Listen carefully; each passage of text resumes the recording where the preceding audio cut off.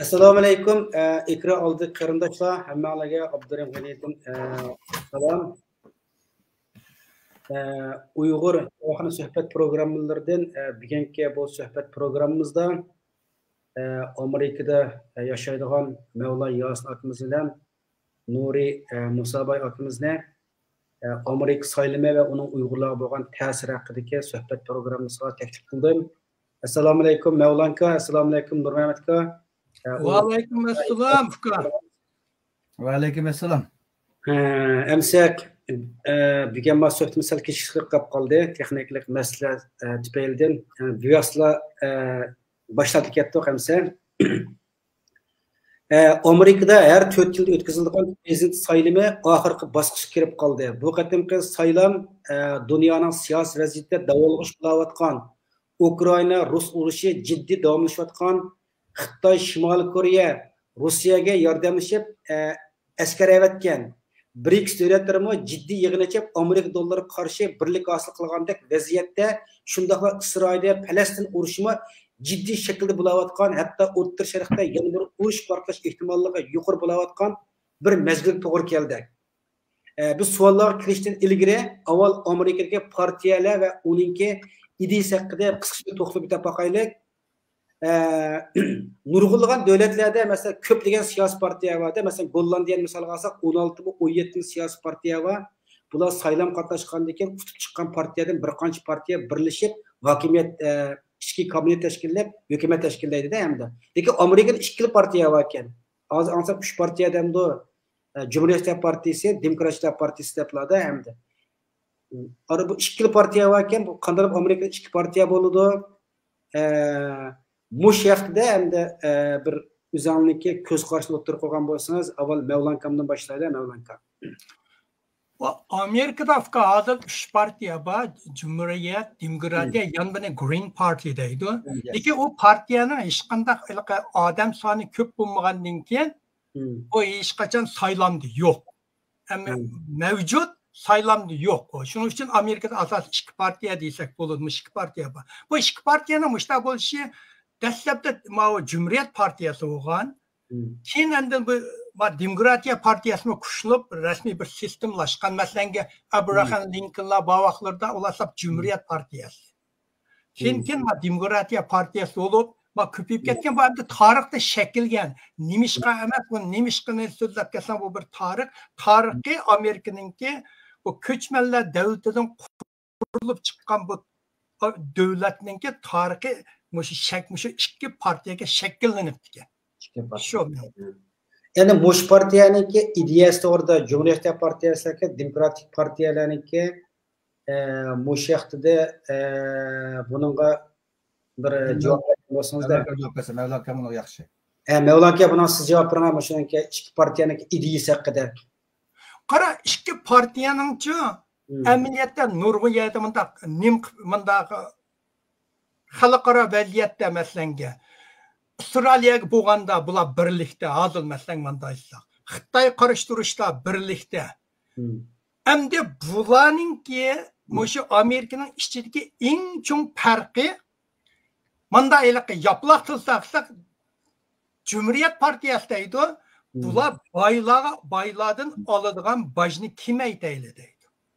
Bular degine baylarning qo'lda oladigan bajni kim etsak, baylarning qo'lda texmi jiq pul bo'lsa, bay degan pulni mablag' soladi. Mablag' solgandan keyin u yerda xizmat bo'ladi. Xalqlarni oladi, ishlaydi, shuning bilan xalqlar gadoylikdan boylik bo'lish yo'liga mangdi deb bularning deydigini baylarning qo'lidan baylarga bo'lgan bajni kim aytaydi deydi. Anaqa oldin qatim Trump 2016dan 2020 yil bo'lganda shu bajni 30 baylarning 33%dan 29%ga qisqartdi. Masalan, o qisqartish bizlarga foyda tegdi, lekin masalan bizlarga $10, $100 foyda tekkansa milliard, millioner, billioner baylarga 100 millionlab foyda tegdi. Shuning uchun ama demokratiyaning deydigini biz baylar emas, baylardan bajni sal ko'proq olaylik deydi. Bularning puli yetarli. Biz kambag'al o'ttir qatlamdagi xalqlarga jiqrab bularning qo'liga pul beraylik. Bular pul hajlaydiganlar deydi. Bular pul hajlasa, ma davlatning iqtisod degan xalq pul hajlaganda rivojlandi. Consumer deydi, iste'molchilar ilib tursa Amerika degan bir davlat ichidagi iste'molchilik davlatning iqtisodining asosiy o'qi. Shuning uchun kambag'alning qo'lida pul bo'lmasa qandoq bo'ldi deb iqtisodchini jetsak, asosiyatdan deydig'ini mushu ikki. Masalan, keng doirada desak, hozirgi Trump, Kamala, Bidenlar tushmaydi, keng nuqtada ikki partiyani issak, bularning deydig'ini kambag'allarning qo'liga jiqrab pulni bersak, bularning boshini qilsak, boylardan boshini ko'proq olsak deydi. Hammaning asos iqtisod, bularning asosiy farqi mishada. Uningdan keyin ma'vo demokratiya regulation deydi. İlaq har bir tekshirishni kuchaytirdi. Masalan, sen su bir shirkat, masalan, su sotadigan bir shirkatni olsang, shu suvning tozligi qanday, qayerdan akildi, har bir bosqichni mushunda tekshirib chiqish kerak deydi. Cumhuriyetçiler Partiyasi regulation deydi. Bu regulation nimdek terdim qilsak bular qoida tuzumlarni sal bo'shaysak deydi. Bundaq hamma shirkatga hamma qoida tuzumni sen cheklab qo'yaversan, bu shirkat rasmiyatda. Shirkatlar bir mablag' silib taraq qilishiga ta'sir qiladi. Shuning uchun bu shartlarni, har xil nimalarni qisqartayli. Qulaylik berayli. Qulaylik qilib berayli, oson qilib berayli deydi. Budaqa Elon Musk'a chiqibmi? Masalan, men Donald Trumpni qilaman, agar meni iqtisodiy maslahatchi qilsa men bo'laman, bo'ldigan birinchi ishim mushu Amerikadagi regulationni, mushuni qisqartman. Davlat baylarning yeri shu, men mablag' solganda menga bo'lgan cheklama oz bo'lsin deydi. Republik Cumhuriyetçiler deydi, cheklim oz bo'lsa, kambag'allar bo'lgan eksploatatsiyami kuchayib ketadi, bularning turmushi ta'sir etadi. Asosiyatdan keng doirada aytganda mush farq. O ichki nima ekanda, Amerika davlatining ichki siyosati shunaqa, tashqi siyosatda sen qo'shimcha bo'lsa deb baqa. Nurmamatga unda bo'lsa, mamlakat asosan deb bo'ldi, tashqi siyosatda ikkisining o'zgarib ketmaydi. Masalan, o'rta sharq dunyo siyosatida mesela birnikida birisi inkar qilib etmaydi, hech bir qachon 4 yilda saylanib chiqqan yangi prezident mesela hozir favqulodda Trump chiqib qolsa-mu, hech bir qachon Bidenning tashqi siyosatini uni ostin ustidan qilib etmaydi. Bir Trump o'tgan qatim azroq farqli qilib muomala qildi, undan boshqa vaqtda bu tashqi siyosatda cho'ng farq yo'q. Va ichki siyosatda degandek Cumhuriyetçiler biraz boy oqsoqlarninki partiyasi desak bo'ldi, ma'o demokratlar kambag'al azroq sotsialist qilib ketib qoldi bilan, ya'ni chiqib qoldi, kambag'allarni yo'lashga amroq. Masalan, men ashunday hukumatning parovollik bir departament ishlayman-da, shunga bizning demokratlar, bizning iqtisodga demokratlar rais bo'lganda parovollik pul chiqib ketadi, republiklar chiqqanda parovollik pul kesilib ketadi. Demak, republiklar biraz oqsoqlarniki, boylarniki, ya'ni Amerikani kuchli qilman, xalqarada boy qilman deydi. Demokratlar biz avval ishchimizga xalqni boy qilaylik, ishchimizga xalqni kambag'al qo'ymay, kambag'allarni tang ilib mangayli deb ishchiga jihajlaydi. Shu ikkisi farqi jidal shu. Shunaqa chom chiqqanda boylar boylardan boyning pulini qilaman deb, boyni boy qilaman deydi. Demokrat chiqqanda chiqimni ko'paytirib, kambag'al pulni chechib, shundan spend deb qo'ydi, bularga chiqimni bek jiq qilib etdinglar. Shundan bu o'tirsa, shunday bir ishki jihatga iqtisodiy chiqim, ya'ni mablag'ni ayirish demisda farqi bor. Yillik mablag' ayirib budjet. Shunda xalq kambag'allarga ayirish nimasi, ya'ni food stamp, manda bir yordam puli borchi, bular shuni bu republiklar jiq belgisi yo'q. Ular ilk ishlar o'zini o'zi topsin deydi, ammo demokratlar bularni biz yo'lishimiz kerak deydi. Shunday bir farqi bor. Ammo tashqi siyosatda cho'ng farq yo'q. Masalan, tashqi munosabatlarda Nurmamat so'zlab o'tgandi, va tashqi munosabatda matanga manda misol olsak, ma'vo tashqi jihatda masalan Isroiliyaga qo'llashda Republik bo'lsin, demokratiya bo'lsin, o'xshash. Ular kim kelsin mesela Netanyahu kelse kodu bir çolpan gelgende Avustralya degan kichik bir 6-7 milyon bor davlat ko kichik. Bizim Los Angeles şehriniki bir 20 kelmaydigan davlat. O kichik namlı bir yer. Rastlaysak kichik namlı bir 5-6 futbol meydançılığı yer deysanlı buludu. Şu an prezident Amerika kilgaşı olsa kodu bir bütün kongresinin Republik olsun, Demokratiya olsun çıkıp plan şunda çavak çaldı. Uyakıldı. Çünkü Amerika'nın diplomatiya siyasetinde Avustralya olsa O'ttur Şark'a urgan kozuk. Hemmesi tutup durdugan. Hazır mesela Ukrayna meselesinde bir kılşı bu da ikinci birden tur sözleyemiz ama Ukrayna meselesi mi? Hazırcı bu işkisine bir boğan yeri çünkü Ukrayna'nı aşı Rus'un dervasını aldığı urgan bir kozuk kılmakçı. Şu bir yerlerde parıklanmaydı bulanınki. Ma Trump çıkmanken sel parıklandı. Trump ma Avrupa'daki devletler bilen birleşini ma burunkuda qaramaydı. Bular bizga chiqib pul bersin, bular biz bek chiqib pul hajlab ketib boramiz. Masalan, BDT'ni bo'lsin bo'ldi, bo'lmasin bo'ldi.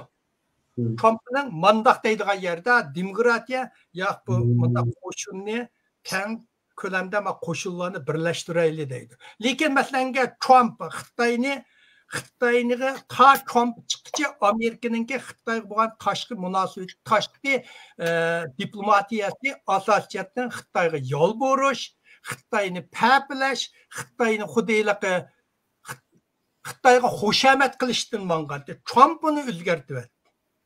Trump o'zgartganda darrulla bu demokratiyami Trumpning siyosatini haslab shuni siyosatini davomlashtirdi. Hozir Xitoy qarshi turish bu ikki partiyaning o'rtaq siyosatiga aylanib ketdi. Şu mushundaq narsa bu siyosat deganlik o'zgarib turgan narsabaylik burunqi Xitoy Gomindanning boshlig'i Jiang Zeminning Uyg'urcha Jiang Kaishi deb qo'yamiz-ku. Jiang Kaishining bir gapi bor, siyosat deganning 99 yuzi bor deydi. Şu bu siyosat degan o'zgarib turgan narsa. Asosiyatda cho'ng farqi yo'q. Ben bir so'z so'rasam-da, masalan, Mavlakasi qaysi partiyaning qo'llovchisi, qaysi partiyaga bilet tashlamoqchi? Men hozir bütün Uyg'urlarga deyman, qandaq partiyaga bilet tashlaydiganlarni oshkorlamanglar deyman. Men Amerikadagi Uyg'ur jamiyat raislariga bir nechasiga cho'nglarni tilib o'rib, hargiz mani xohlayman, ali xohlamayman demanglar dedim. Chunki bizning Uyg'urlarning mani xohlayman, ani xohlamayman deydigan dasmirimiz yo'q. Masalan, Trump'ni tashladik. Trump'ga bilet taş. Kamala yengib qolsa qilsizlar. So'zlash masalasi bor bu yerda. Kamala qolsa, masalan, Kamalaga tashladik. Trump tutib qolsa qilsizlar. Shuning uchun bu masala Amerikaliklar bir-biriga so'ramaydi demaydi. Idoralar qat'iy bo'lmaydi. Amerikaliklar aynan iskan. İkisi bir-biriga demaydi. Meğer bir ikki tal savol vardı da bu ikki savolni shunga sizniki tanlagan partiyaga asosan so'raydigan birini so'rayapsa. So'raymi? Unda eng avval men nimadan so'ray? Nurmahmet Musabayev aktimizga rasma bir qisqa tushuntirdi, unutib qoldim, kechirim, uzr tilayman. Nurmahmet Musabayev aktimizga tunishtirdim deb unutib qoldim. Mavla Yasim akimizni hammamiz tunuymiz, ko'p ekranga chiqib ketdi. Nurmahmet Musabayev akimiz Amerikada yaşı uzun bo'lgan burun Dünya Uyg'ur qurultayida yana 2009-yildan 2012 yilgacha ijroiya komitetining raisi bo'lgan o'shdaqo. Baş teftiş bo'lgan 2002-yildan 2016-yilgacha Dünya Uyg'ur qurultayida bosh kotib bo'ldi o'shdaqo. Jami 6 yil Dünya Uyg'ur qurultayida ya'ni yuqori darajali o'rinlarda xizmat qilgan akimiz. Ondan başka hem Tor dünyasında hem İngilizce hem Uygurca obzordan yazılan siyasi obzorlarını hem obzorça bu vakit abinin kısa düşündürüşünü unutip kalktığını hemen az turuklayıp koyayım. Hem size sual. Her 4 yılda bir katın ötküzüldüğün Amerika prezidentlik sayılımındaki neticesi çıkışım az kapı kaldı. 11. yanına tüyöttü mü? 5 çıkırdı mı? Bunun demişse? 5. 5 ya çıkır hem de. Hem de hazır sayılamı hazır demişse karagağıtta çürepinde çıkış ihtimali yukarıya dep karavat kalın bağdı hem de. Eğer prezident Çürem hazır hem de kandidat Cumhuriyet Partisi'nden kandidat namzat Çürem bu kadar sayılan tutup çıkıp Amerika'nınki yani bir nöbetlik prezident olarak sayılıp kalsa Çürem'le Xitoy ve Uygurlar olan siyasada kandak özgürlükler burada. Yani Xitoy olan siyasi kandak özgürlük burada. bunun Uyg'urlarga qanday bir paylık ne bilen epkilerleydi. Bununla Nurmehmet Musa Bey bakımızdan cevap verişi bir teklif kolay. Agar hozir Amerikaning medialdagi tashviqotlarida Trumpning o'tish ehtimolli yuqori degan bor, bu saylam degan futbolga o'xshaydigan narsa naq vaqti chiqqan vaqtida demasak ishga olmaychi oxirgi nima desak oxir 10-15 minutlik bir muhimlik keystate deydiganki shu belgilaydi ekan balkim Trump amma mening nimcha mayli Trump tutib chiqsin mayli Kamal tutsin Uyg'urlarga bo'layotgan hozirgi siyosat cho'ng o'zgarish bo'lib ketmaydi. Birinchi Trump chiqib qolsa texnik o'zgarish bo'ladi. Chunki Trumpning o'tgan 4 yillik davrda biz Uyg'urlar tarixi eng qiyin kunni ko'rdik. Ya'ni qirg'in davrini Trumpning 4 yillik vaqtida ko'rdik. Shunaqa. Andan keyin ma Biden hozir o'xshash endi Kamal shu 4 yil oldi bizning Uyg'urlar irqiy qirg'inchilik bo'layotgan davrda keyingi 4 yilligini Kamala yani Biden der o'tkazdik Uyg'urlarga bir hech bir amaliy harakat bo'lmadi. Ammo kongresslarda bir qonunlar chiqdi, majburiy emgak to'xtatish, mollarni cheklash bo'ldi. Lekin Uyg'urlarda bir unumli ilgirlash bo'lmadi. Uyg'urlar jiqirilib ketdi, yo'qolib ketdi, madaniyatimiz yo'qolib ketdi, tilimiz yo'qolib ketdi, xalq yo'qolib ketdi. Buni Amerika hech bir ikkili partiya, mayli Trump bo'lsin, mayli Biden bo'lsin, hech qaysidan Uyg'urlarni bir aktiv holda, unumli holda bir qutqizdigan yoki saqlab qoldigan bir amaliy harakat qilmadi. Sap quruq media so'zlab qo'ydi. Endi Amerika shuni qila oladi deganda Amerika qila oladi. Dunyoda birinchi Allah, ikkinchi qasi Amerikaning Xitoyning yelini bo'g'ib, mana qimmat deyiladigan kuch bor. Lekin Amerika qilmadi. Chunki Amerika unda ish qilsa o'ziga ozroq badal to'laydi, iqtisodiy ziyodatida, tijoratlar to'xtab qoladi. Chunki Xitoylar biz savdo urushga cho'ng kirib ketib qoldi. Qilmadi, ammo Uyg'urlarning masalasiga Amerika bakliq cho'nqur xuddi boshqa davlatlarga yana yo kurdlarniki yo Ukrainaniki yoki boshqa davlatlarda bo'layotgan to'qnashuvlardek Uyg'ur masalasiga undaq nozik jiddiy qarmadi.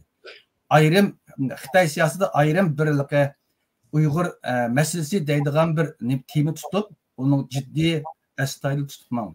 Ham Trump chiqsimi, Trumpning chiqishida bu da sayilib, ham qay chiqib qolsa, mencha Trumpni cho'm unutmaydi. Chunki Trump bo'lgan ba'zi bir analizlardan ko'rib, Trump to'xtami yo'q, tikish yo'q deymiz biz Uyg'urchada. To'xtami yo'q bir rahbar. Ya'ni bu siyosatchi bo'lgan ekan, Saudiyaga olgan ekan, legal taxta bir kechilik, ya'ni Rusniki Boris Yelsinga o'xshash o'zi gongong, dushak mediatsiyasida bir kechilik qopal bir yon so'zlaydi. Uni vaqtida yana o'zgarib oldi. Andikan Trumpning qo'lidami o'tgankisida 4 yildami Trump Pentagon harbiy nima o'zi kontrol qila olmagan. O'zining Aqsaroyning buyrug'iga Pentagon bo'ysunmagan yerlari bor. Ya'ni huquqni muqim o'zi tutolmadi.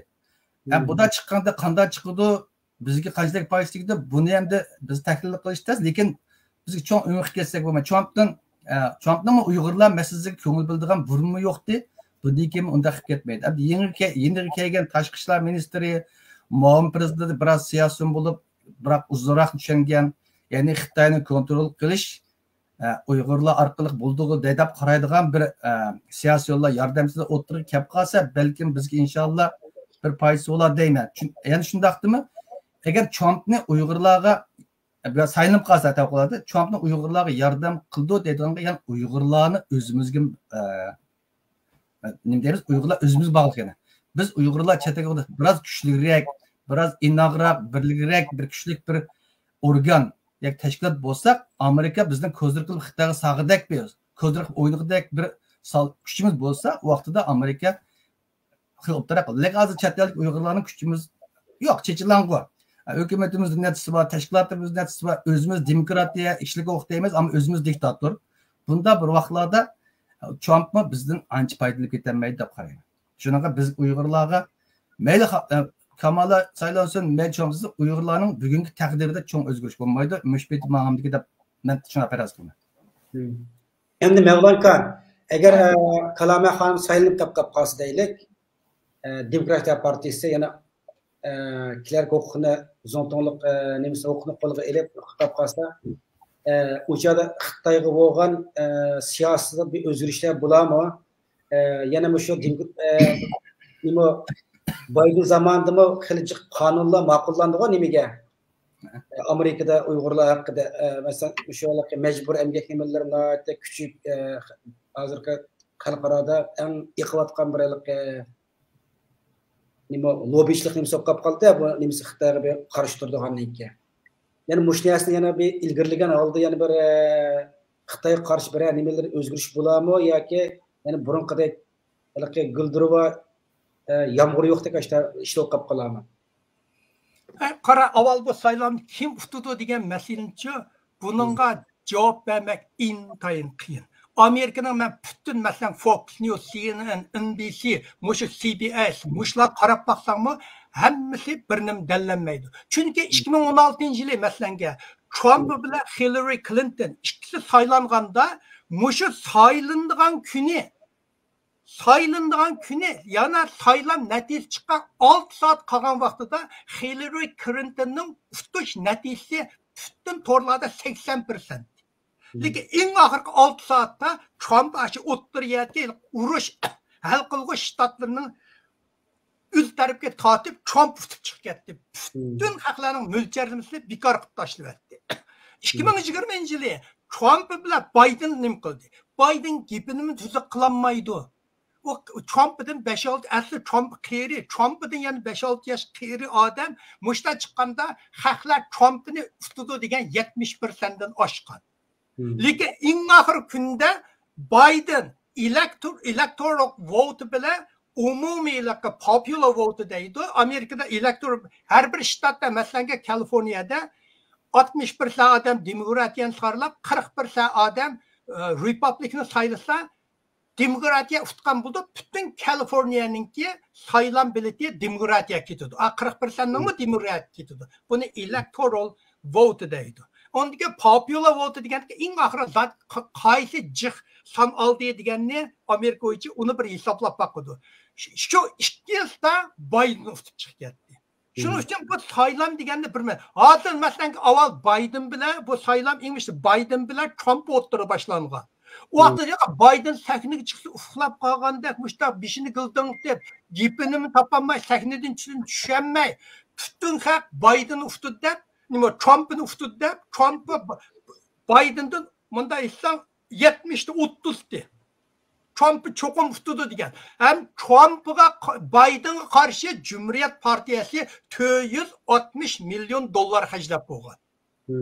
O Biden mı unda bo'lganda qiyr mushta turganda shu Amerikaning poytaxti Oqsaroyda kongressda ishlagan 50 kishi bo'lgan bir qiyr tulka az bir 2 oy qolgandilar men saylanmayman debla hatto chiqib ketdi. Ilaqma oldin ketdim 36 so'zlaganda so'zladim. Qazonning qaynitishini to'xtamansang o'choqning ostiga o'tan tortib etib o'zi chiqib ketiblar. Bu Trump'ның bütün atkan okunu bekar qilib tashladi. Shundan Kamala chiqdi. Kamala chiqqandiki bu Kamala 59 yosh. O Biden Trump Bidenni qeri deb tillatdi. Old, sleepy, yo'lini topolmaydi dedi. Hozir bu qerilik o'ziga o'tib qoldi. Kamala 59 yosh, u 78 yosh. Shuning bilan bu chiqitlar Kamala Bidendan Trump'dan eshib ketdi.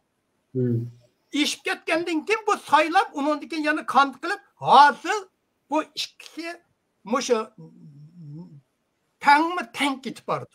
Hech qasni dalamas. Masalan men hozir CNN'ninkiga qarab baqsam, to'xta. Bu ikkisiniki men CNN'ninkiga qarasam, masalan ayollar balını qo'ltiqida bala qolsa uni ilib etmaslik erkinlik bo'lishi kerak. Bu degan Amerika night muyon abortion right deydi. Buningda Harris, Kamala 21 numar yuqori. Buningdagi demokratiyani qo'g'dash deganda Kamala Biden'dan 4 numar yuqori. Bu ikkisida ayollarning animesi bekçi bütün ayollar mesela Kamala'nı kollayman depla bu bizninki hukukumuzni qo'g'daydi ekan deb ham ayollar saylam chiqqan tutib oldi Kamala. Lekin tashqi diplomatiyada Trump 10 numar ilgari. Mana ko'ryapsiz. Hozirda ikki mushtarak CNN'nikini ko'ryapman. Trump 13 numar ilgari. Masalan, o ko'chmanlarni to'sash. Bularda Trump 16 numar ilgari.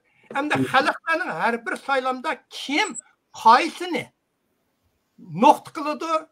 Buningda bu saylam qarasang, iliq error margin deydi. Ya man 1-2 numar ilgari, a 1-2 numar ilgari. Shuning uchun bu yerda saylam dalam biz Uyg'urlarningki o'zimizning mustaqil statistikasi yo'q-ku.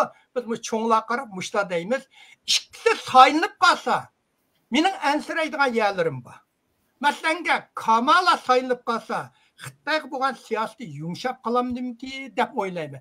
Chunki Kamala saylagan muavin prezident Tim Walz o Xitoyda 7-8 yil dars o'tgan.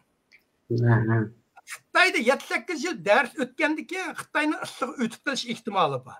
Endi undaq deganim bo'lmaydi. Bir necha Xitoy qarshi kitob yozganlar Jungo Tung deb qo'ydi. Xitoyni degan tilni shunda bizga Amerikaliklar bor.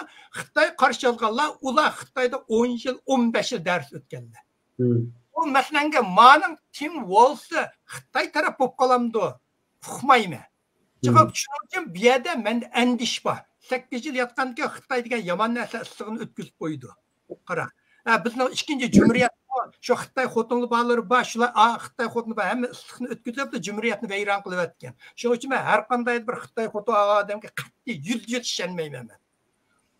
Ishqimat Donald Trumpningki bu bir qolma Nurmamatni deb ketdi. Bugungi bilan at kep yo'q, hali qaraqchi vaga odamda so'zlaydi. Bu bir siyosatdan kar yo'q, o'zining qallisi kelgandaydi. Hali bugun bir odamni diplomatiyaninki tashqi ishlar ministri qiz at ip tashlaydi. Mijozninki turaqligi yo'q buningki. Hali kayfiyatninki o'ng to'nliq ishliq. Lekin bu vice presidentga sayilgan ma J.D. Vance, Uyg'urchada Vance deb o'qindi. Bu vücudumuzni, kuchimizni Xitoy qarshi turaydi. Shu to'g'riliq necha maqol yozgan bu. Agar masalan Trump tutib qolsa, Trump to'shil degan chiqib ketdi deb qayri azim gapini topolmayman, bir ikki soat so'zlagan qilayman so'zlaydigan bo'lib qoldi. Trump chiqib ketib qolsa, agar bu bo'lsa Xitoyga qarshi siyosat xeyli uzun davomlashadi. Lekin bu huquqni olganda o'zgarib qolamdi, uqmaysa. Shuning uchun hozir qaysi bo'ladi? Qaysini ehtimoli bor, mavtib ketdi degan bir o'lcham hozirgacha hech kim berolmaydi. Butun CNN, NBC, CBS, eng o'sha jumhuriyatchilarningki kanal bor, Fox News deydigan. Bular hammasi buningga aniq berolmaydi. Fox News olsang Donald Trump tutdi deydi. CNN'larni olsang Kalama tutilishi mumkin deydi. Bu yerda har odam o'z oldiga so'zlaydi. Shuning uchun bu yerda bir aniq o'lcham va tushuncha berolmaydi. Shu ashqa men Uyg'urlar dedim, men bir necha kim tilga urib qo'ydim. Uyg'urlar bu masalaga o'zlarining fikrini bermanglar, palonchini xohlayman, palonchini xohlayman Amerikadagi Uyg'urlar dedim. Bu cho'ng tashkilotlar, mayli dunyodagi har qanday tashkilotlar qizib ketib Donald Trump ma'xolimiz deb ketmanglar. Bizning bunda uni qo'llayman, ma'nin qarshi turman deydigan Uyg'urlarning hech qanday dasmiri yo'q. Shuning uchun biz o'ttirib turib, kim saylansa shuning bilan xizmat qilamiz. Biletni tashlasanglar bo'ldi, o'zinglar bilib qolganini da'vatman shu. Xitoy bo'lgan siyosat o'zgarmaydi. Lekin Xitoy bo'lgan siyosat meningcha dastlab o'zgarmaydi. Keyin masalan Donald Trump o'zgarmaydi.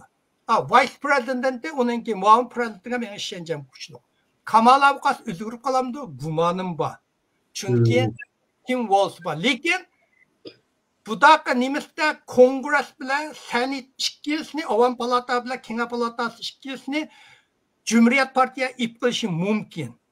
Hozir u ehtimol, agar u ikkisi ip qolsa, demokrat Xitoy qarshi siyosat texmi kuchaydi, davomlashadi. Endi undaqli desan ham bo'lmaydi. Masalan, Trumpning birliqiga ishi Xitoy Amerikaninki 40 yillik siyosatini o'zgartirib, Xitoyga bo'lgan qo'shama siyosatini Xitoy qarshi siyosatga o'zgartirdi. Biden chiqqandan keyin bu siyosatni davomlashtirib, natijada kuchlantiryapti. Xitoy qarshi barliq qonunlar mush Biden huquq olgandan keyin o'ttirib qo'yildi. Butun qo'yildi. Albatta ikkili partiya qo'lladi. Shuning uchun hozir bu yerda aniq hech kimimiz o'lcham berolmaymiz. Mehmet qo'shimcha qilay, agar manda bo'ldida hozir biz Uyg'urlar bir talay xalqchi, bir talay xalq. Biz bu Uyg'urning ishi endi bir ro'yobga chiqay yoki media chiqaysa, dunyoda bir voqea chiqadi, bizning ishimiz unutib ketadi.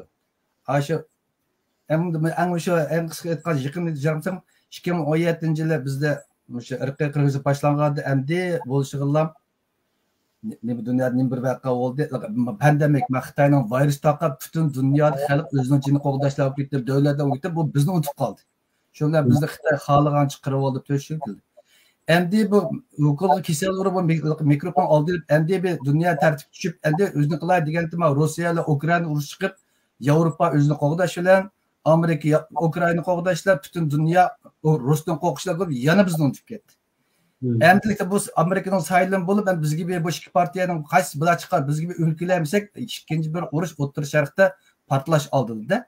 Endi O'rta Sharqdagi urush bu Amerika'nın çantumuru taqşıdığan muhim urush. Şu Amerika'nın uruşu desek bo'laverdi. Bunda vaqtda biz Uyg'urlar yana ko'ngil bilish agar mush O'rta Sharqdagi urush Rossiya urush davom etsa biz Uyg'urlar bo'lgan ko'ngil bilish aslab ketadi. Agar dunyo buningdek tinch shaklda turgan bo'lsa Donald Trump başlagan Xitoy qarshi siyosati Xitoy qarshi siyosatini pishib qolgan. Ya'ni Xitoy kuchni g'arbga bir tahdid paydo qilayotgan kelgan Amerikaning siyosiy yo'llarini kongressida Xitoyni bizga kelgusi tahdid bo'ldi deb achchiq devor kelgan o'chirgan. Lekin Donald Trumpning prezident vaqtida ochiq-ochiq bir hukumat e'lon qilib tashqi siyosat Xitoy tashqi siyosatning bir rolini almashtirdi. Buni Biden hozir xatarlik edi Amerika O'rta Sharqda Rossiya urushi Amerika'nın Xitoyga bo'lganligi qattiq qo'lligini biroz keyni tortib qo'yadi. Chunki urushda ishkiz yanglasa bo'lmaydi. Ukraina urushda yanglasa Yevropalik Amerika qo'shilmaydi. O'rta Sharq urushda Isroil yanglasa Amerika qilayotgan Isroillik Amerikaning bütün lobbichilari, bütün milliyatlari, media, qonun hammasi yahudilar. Bu yahudining lobbisilar men o'tgan. Shuningga kongresschilarmi birasi Isroilga qarshi gaqib qo'ysalar, bir hafta qolmaydi budaq saylam chiqadi-ku bu. Şundan hozir biz Uyg'urlarga bir omadsiz bir vaqt kelyapti. Ta'layimiz yo'q bir millat. Xudoyim nima bo'ldiki o'qimaymiz. Endi bu urush bor. Shundan hozir yana xatarlik yeri bu da bayli qaysisin. Agar Xitoyni O'rta Sharqdagi shu Isroil urushidan hozir Eronga tutishdi urushning urushi endi. Xitoyni bu yordamga ya'ni BRICS'ga eng kuchli kesakdagi eng kuchli davlatning birisi Xitoy. Xitoyni bunga asirtdan yordam beryapti. Eron orqali bo'lib, Hezbollahga, Hamasga yordam beryapti. Xitoy beryapti ham uni yo'shagan bilan. Uni yana cho'ngroq yordam bo'lib qilish, Eronni qo'llamaslik, agar Eron bilan Isroil urushga bu o'rtoqda ikki partiya bizni qurbon qilish ehtimoli bor. Chunki biz musulmon, oyat urushayotgan musulmon O'rta Sharqdagi ikki musulmonni qurbon qilib qo'yish mumkin. Bu siyosatchi deganlar yuzsiz bo'ladi-ku. Shunday bu hozir masalan bugun Amerikadagi musulmonlar bugungi Gaza urushida bugungi Baydendan norozi bo'lgan bilan chom chiqsa chom birinchi darajalik musulmon urush prezident o'tgan 4 yillik vaqtida 6 musulmon davlatni Amerika kirmas qilgan. Visni kansel qilgan. Musulmonga qarshi Amerikada eng chong islomofiyaning tug'ilib biqirib taraqqiy qilishiga sabab bo'lgan Trumpning siyosati. Ya'ni Amerika tushiga Amerikani kuchli qilish, terrorizm O'rta Sharq 6 davlatni cheklab o'tgan. Shunaqa hozir bizning deymiz bir xil qaymoqishlik bir siyosatdan ostida. Qandaq qilsa, hamda biz Uyg'urlar mayli qaysini saylayli, qaysiga ovoz berayli, bizning kuchimiz ularga ovozimiz hech bir ta'sir qilmaydi. Lekin bu ishga tutib chiqsimi, hozir dunyo vaziyatidan bizga bir foyda keladigan, bizga ko'ngil bildigan bir fursat yo'q. Ammo ishga urush dunyoning diqqatini shu yerga tortib, buni aytib bordi. Endi bu hozir Xitoy, Amerikaning mayli ishga Xitoy siyosatida Amerika Xitoyga bir siyosat yurgizib, Xitoyni kontrol qilmaydi degan biz Uyg'urlar uning ichida belgilik rol o'ynaydigan, belgilik omil bo'lishni biz kuchli bo'lishimiz kerak. Tashqi jihat, ya'ni Xitoyga ogohlantirish bera oladigan, Xitoyga tahdid paydo qila oladigan, agar Amerika bizni azroq qo'llab qo'ysa, Xitoyning azroq jon turib tegarlaydigan bizda bir potensial kuch bo'lgan bo'lsa, Amerika bizni yaxshi foydalanadi. Lekin biz hech qanday kuch yo'q. Quruq vaqirab qo'yganlar, rasm chiqib qo'yganlar kuch yo'qmaganga Amerika bizni ignor, ya'ni ko'zgilmagandek, mansmagandek muomala qiladi. Shuning bilan biz qurbon bo'lib ketib qolamiz.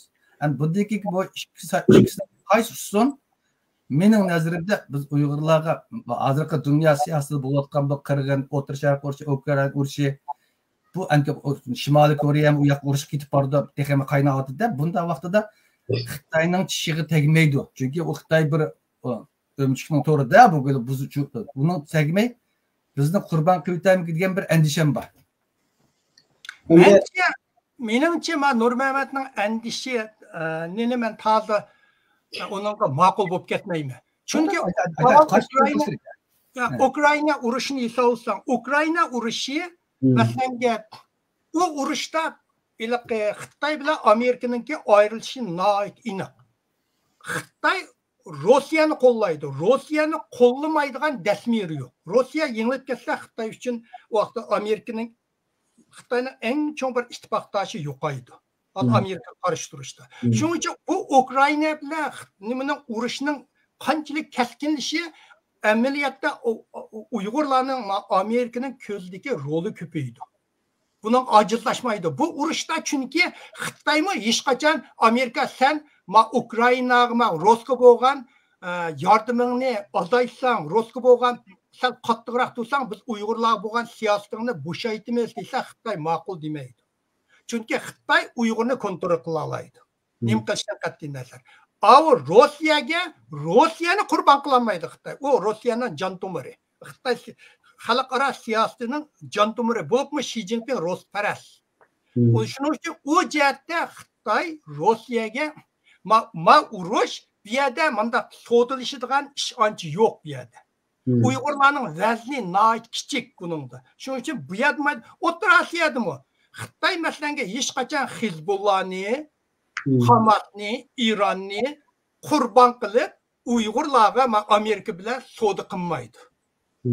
Çünkü hozir Amerika o'tira urushda naytmi Amerika bu İsrail bilan urush qilding degan so'z shu Amerika bilan urush qilding deganga o'xshashligi. İsrailga kichkinam 6-7 million odam bor u yerda. Shu odam butun atrofda hozir nima Libanonni hujum qildi, Gazani bombardimon qildi, Ironni qildi, Suriyani qildi. 6 million odam. Bu yoqdagi atrofdagi odamni yig'sa 70-80 million odam. Bu adamlar bilan nim qilishi chunki bu İsrailning tugmas bitmas iqtisodiy va harbiy manbasi bor. Eng chong qurolli qo'shini bor. Amerikaning aviamatkasi ashada hadislar keladi. Angliya uning yaqin qo'shini. Shuning uchun bu İsrailya Amerika qo'llash bularningki siyosatning tashqi niyosining eng muhimi hamma İsrailya bo'lsa Amerikaning o'ttir sharqqa urgan qo'ziqi. İsrailya hammani bombardimon qilyotdi. Amerika qo'shilmay qilolmaydi. Amerika mush urush orqali butun arablarga da'vatidi. G'it qiz hammangning jajisini beraman degan signalni beryapti hamisiga. O'rta Osiyo butun arablarmi buniki butun musulmon davlatlar Xitoy tarafga eqib mangadi. Chunki burun Rossiya Sovet ittifoqi bo'tdi. Bularning bunda tangpungliqni saqlaydigan hozir Sovetning kichik, o Sovetningki 1 yillik GDP'si bizning bir Los Angelesga yetmaydi. Iqtisodiyotni hisoblasa Amerika Rossiyaga nisbat olganda natijasi cho'ng, kuchliq harbiy jihatdan. Shuning uchun bu arablar, musulmon davlatlar hozir o'ziga biroz tayanch izlab shu Xitoy tarafga nim qildi. Shuning uchun Xitoymi hech qachon Amerika sen Uyg'urga bo'lgan qo'llashingni azaytsang, men Hizbullahga, arablarga mala bo'lgan qo'llashimni azaytaman deb Xitoymi uningga mangmaydi. Shuning uchun bu yerda ancha so'dilishadigan ish yo'q. Bunda vaqtda Uyg'urlarning ishi texnik agar biz gap bizda. To'g'rimi? Ben shunday dedim qo'y, gap bizda deb. Gap agar biz yaxshi bo'lsak, hozir Avstraliya o'ttir sharq urushi, Ukraina urushi Uyg'urlarning ishining taraqqiy qilishida cho'ng klass yaxshi rol o'ynaydi. Kuchli bo'lsang, sen rol o'ynagandek, senda bir potensial, senda bir manba bo'lsa, anandikan rol bo'lmasa bu hozir ahvolimizda rol o'ynamaydi. O'tgan 4 yilda o'ynamadi. Bundaki mushohadat tursak o'ynamaydi. Yamayri bazı bir dair bazı dedim ben Rusya setiyordu demedim. Hazır Rusya bilen Ukrayna o 4 yıl oldu. O 4 yılda 5 bir Uygur'un payda olmadı. Amerika Xitoy'un payda olmadı. Bir xil ketip vardı. Xitoy elbette satmaydı. Bak. Hazır O'rta Sharq urushida Xitoy mı Hamas'ın satıyordu, satmaydı. Menfaat kelganda satıyordu. Çünkü o devlet menfaati özünün. Çünkü Xitoy özünün g'arbiy chegarasi bizning Uyg'urlardan ensiragilik. Biz hatta bizni shunchalik qirg'ib ojiz bo'lgan bilan, chunki tuproq egisi biz, da'vogar biz. Vaqti kelganda g'arb bizni yana azroq qo'llasa, Xitoyning titanini tegalaydigan xalq biz. Xitoyning boshqa qo'llig'ichi yo'q. Xitoy Tibetlar tugidi, Mo'ng'ul ishnim tugidi, Manju tugidi, Tayvan degan mustaqil davlat uning tegamaydi. Hozir Xitoyning eng tishig'i tegadigan, Xitoyni ojiz yerini uralaydigan xalq biz. energiyasi üstün, transport. Şununla biz Uygurlar bak, biz Uygurni Xitoy tegidan yo'q qilib o'tish uchun dunyodagi biz o'tirish shartki bütün musulmonim setütelaydi vaqt kelsa biz uchun. Hozir Hamas desa Hamasni sotadi. Nimish qadar sotadi degan bu da Avstraliya bu urushda chuqur g'alaba qilish kerak. G'alaba qilmay so'zlab ketib qolsa, jiqroq askar o'lsa, İsrail bu urushda mag'lub bo'lib qoldi. Mag'lub bo'lishni istamaydi. Uning uchun Avstraliyami, Amerikami bugungi o'tirishak urushni İranning jiqroq kirishi, Xitoyning qorallarini kirishning oldin uchun Xitoyni ma'qul keltirib yangicha savdo qildi. Nima uchun savdo qilmaydi desam, 2003-yili George Bushni Xitoylar savdoshtirib bizni urgan, bizni kirgan. Bu tarixda Amerika bir qidim Uyg'urni savdo qilib sotgan. Bundan keyin sotdi. Setilmagan emas, bu setilgan. Setilmaydi deb chunki davlatlar manfaatida davlat siyosatchilari yuzsiz bo'ldi. O'zining davlatining manfaati uchun boshqalarni qurbon qildi. Biz tarixda O'risni qurbon qildi, bizni Amerikani qurbon qildi. Bundan keyin juda anzar. Shunaqa biz Uyg'urlar kuchliroq bo'lib, bir narsada qattiqroq bayat inkos qaytara oladigan bo'lsak, masalan, Amerikaning tashqi hozir saylamida yoki yangi saylangan vaqt kelganda fikrimizni qattiqroq deyalaydigan bo'lmasa, sotadi. Bu sotmaydigan ish yo'q. Chunki onu satgan chiroyli sotadi. Biz bilmaydigan, bildirmay turib sotadi. Men shundan ansirayman. Chunki o'tgan 4 yil, 7 yilda biz dunyoda 21 yoshda bo'lmagan qirg'inni, bo'lmagan vahshiyni ko'ryapmiz. Biz g'arb dunyosidan bir qattiq bir inkosga, bir Xitoyga bir ozroq bir to'xtat diyamadi, 7 yil bo'ldi. Faqat shu forced labor, ya'ni majburiy emgak to'xtatamiz deb ozroq iqtisodni yig'ib qo'ydi. Undan boshqa yo'q, qirilib ketdik, tugib ketdik, gap qilmadi. Setilgan degan bu shu setilgan gap. Shundoq. Endi Nurmat aka sizdan bir savol so'rasam-da, siz uzun yil hamda Dunyo Uyg'ur qurultayida 6 yil hamda 3 yil bosh kotib, 3 yil bosh tepkichlab ishlabsiz hamda ishladingiz buni. O mezgillik sabr. Juq adab sizdan tunaganlar ekan, ko'p adamlar tunamaydi. Hem siz bu siyasetning yuqori nimasida 6 yil qanday ishladingizda hamda Uyg'ur da'vo sepida. Hem de hazır albatta Mevlana Kamil sizmi dediniz, Amerika'nınki tashqi siyosatida mayli cumhuriyetçiler olsun, mayli demokratlar olsun, ularniki tutqan yo'li muqom o'zgarmaydi deb. Yani bunu devam birliklarlaydi deb. Hem de Trump zamanında Sharq Turkistonda jazolar bir qurildi. Buniki qurilish aqlimsidimi shu Trumpning quli va degandek Trumpning bir siyosiy maslahatchisi buni o'ttirib qo'yib yozib ketdi-ku bu. Kitobim yozdi bu to'g'risida. Shundoqla u mezgilda Trumpniki shu joyga tashqi ishlar ministri naqashi o'qib o'tkazib bir 24 soat qolganda Xitoy Uyg'urlar irqiy qirg'inchilik olib beryapti degan nimani e'lon qildi-da, shuningdan keyinda Kanada va Yevropa davlatlari Uyg'ur irqiy qirg'inchiliklarni e'tirof qilib, Xitoyningki Sharq Turkiston irqiy qirg'inchilik inson qirg'inchilik olib beryapti deb hozir dunyoda 10 davlat parlamentari buni e'tirof qildi. Ama yakında Avrupa Parlamenti 3 yapının oldidimi mana 2 yaptı, 3 yaptı olib qoldi. Uyg'urlar haqida bir qaror chiqadi. Bu rasmi yana bir Uyg'ur nisbatan yani Avrupa Parlamentida ikkinchi qatim hamda bir Uyg'urlar haqida bir chiqqan bir qaror bo'ldi-da. Bu bizni yani suyundirdi. Bu ishlar bir narsa chiqib qolsa ham xo'sh bo'ldi ekanmiz-da. Yani g'arb davlatlar mana Uyg'urlar haqida bir yana yeni turyapti. Gap qilmagandir, yaxshi gap qilgan ekan, uni xo'sh yo'limizda.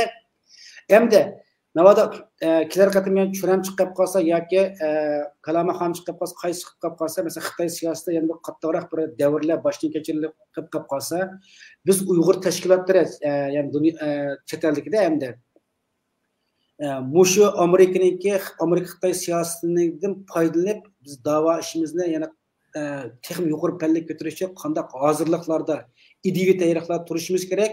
Tashkilotlar buning uchun qanday qilish kerak? Bu haqida o'zingiz bir o'ylaganlaringiz o'rtoqlashib baqqan bo'lsangiz. Rahmat. Buni deb tashkil. Biz Uyg'urlar o'sha keyingi 20 yilda Amerikaga, G'arbga o'zimizni otib o'tib, bexud yashashda Amerikaga o'zimizni Amerika qutqizdi. Amerika bizni qo'llayapti, G'arb qo'llayapti deb Amerikaning beryapti. Amerika qo'llamadi, qo'lladi. Amerika yaxshi qilmaydi, qilyapti. Lekin umumiy jihatdan biz Uyg'urlarning istagan darajadagi yordamni qilmayapmiz. Rost deyish kerak Amerikaga. Bizning Uyg'urlarga bizning Amerikadan talabimiz yilda 2 million pul talab qilish emas. Bizning Amerikadan talabimiz Uyg'urlarning mavjudligini saqlab qolish. Bizning mustaqil Xitoymisimi? Xitoyga besim qilib, men Uyg'urlarning o'zining tuprog'ida xuddi dunyodagi boshqa millatdek yashash uchun o'zining millat kimligi, dini, tili, örf odatlar o'zini tutib yashash huquqini asliga keltirish uchun bir qattiqroq bir chora qo'llanishni talab qilish. Buningga biz 20 yilda bizning mana bu ichida Uyg'ur tashkilotlar Amerikaga deymiz bexo'tlik bo'lib tayyorlab berayotgan 1 million 2 million pul yo'qolib ketmasin deb shundan ehtiyot qilib o'tib ketdik-chi. Oxiri 40 bo'ldik, 10 bo'ldik. Asli bular bilan so'zlashganda ularga talabni qattiqroq qo'yish kerak. Talabni qattiq qo'yish lekin Uyg'ur tashkilotlari mumkin bo'lib birlikda kelish kerak-da. Balki tashkilotlar bir parcha bo'lsin, birlashgan bir tashkilot bo'lib, shuning nomida qilg'oqda chet ellikmi, amerikalikmi ma'lum birlashib turib bulardan qilsa. Hozir biz Chechelanka bugun birisi Oqsaroyga chiqib aytsa, yana birisi kirdi.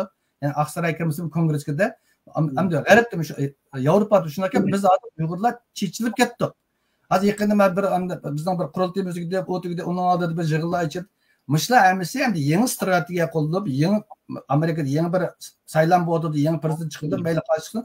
Shuning qarta bizning Uyg'urlarmi bir birlikli qilib bir strategiya qo'ygan. Ya'ni Amerikadan Uyg'urlarni qutilish uchun qattiqroq, kuchliroq bir siyosat qo'llanishni talab qilib Amerikaning ishini chekish kerak. Bu berib ishga tugida katiblar asar chiqib inkos etmas, qattiqroq bir proposal izlab Uyg'urlar tekit bordi. Hozir 7 yilda majlis tugidi, yana 10 yilda majlis tugab ketdi. Buning qattiqroq tadbir qo'llanishga kerak degan nimada xalqaro qoida qonunlarga tushgan shaklda bir iltimos ezib birlashgan shakldagi bir tashkilot, ya'ni ma'lum union tashkilotlar birligi demdik. Shundan nom bilan kirmasa biz Uyg'urning holi qarab undan tushkilishib ketdi, eshinib ketdi deydi. Hozir o'tgan 7 yilda ko'rdik.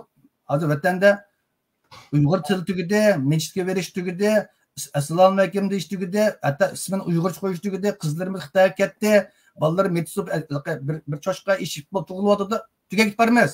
Buning ichini soqinmaydi, ishimizga. Ya'ni 10 yildan keyin mishta ketaversa, da'vo qiladigan odam qolmaydi. Chunki bizdek vatan tug'ilgan, sizdek vatan tug'ilganlar qirib o'limiz. Bizning bolalarimiz vatan chiqqanlar, vatanning chiqqan bilanmi vatanning qadrini bilmaydi. Men Amerika cho'ng oldim, ota-onam Sharq Turkistonda ketgan, men Amerikan deydi, tugidi. Da'vo qizg'iliq tugaydi. O'liqi kelajakka bo'lganligi buning tushkunlik emas. Biz bugun boshlab qattiq tuzum qo'llanmasak, kelajagimiz bo'shab ketadi.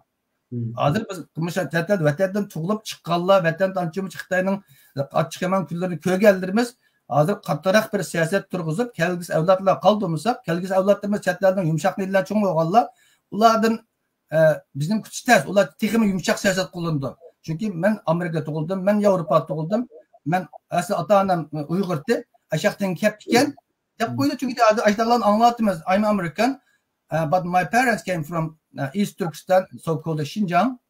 Degandiki bu bolalar bo'shab ketadi do'stlar. Shuningga biz hozirdan boshlab kelgusi avlodlarimiz uchun da'voning bugun uzluksiz natijali qattiq minish uchun bir yoshlarga bir ulgu shaklda hozirdan boshlab kerak. Bu da yangi saylangan bizning bu da rahbarlarning umidim shu.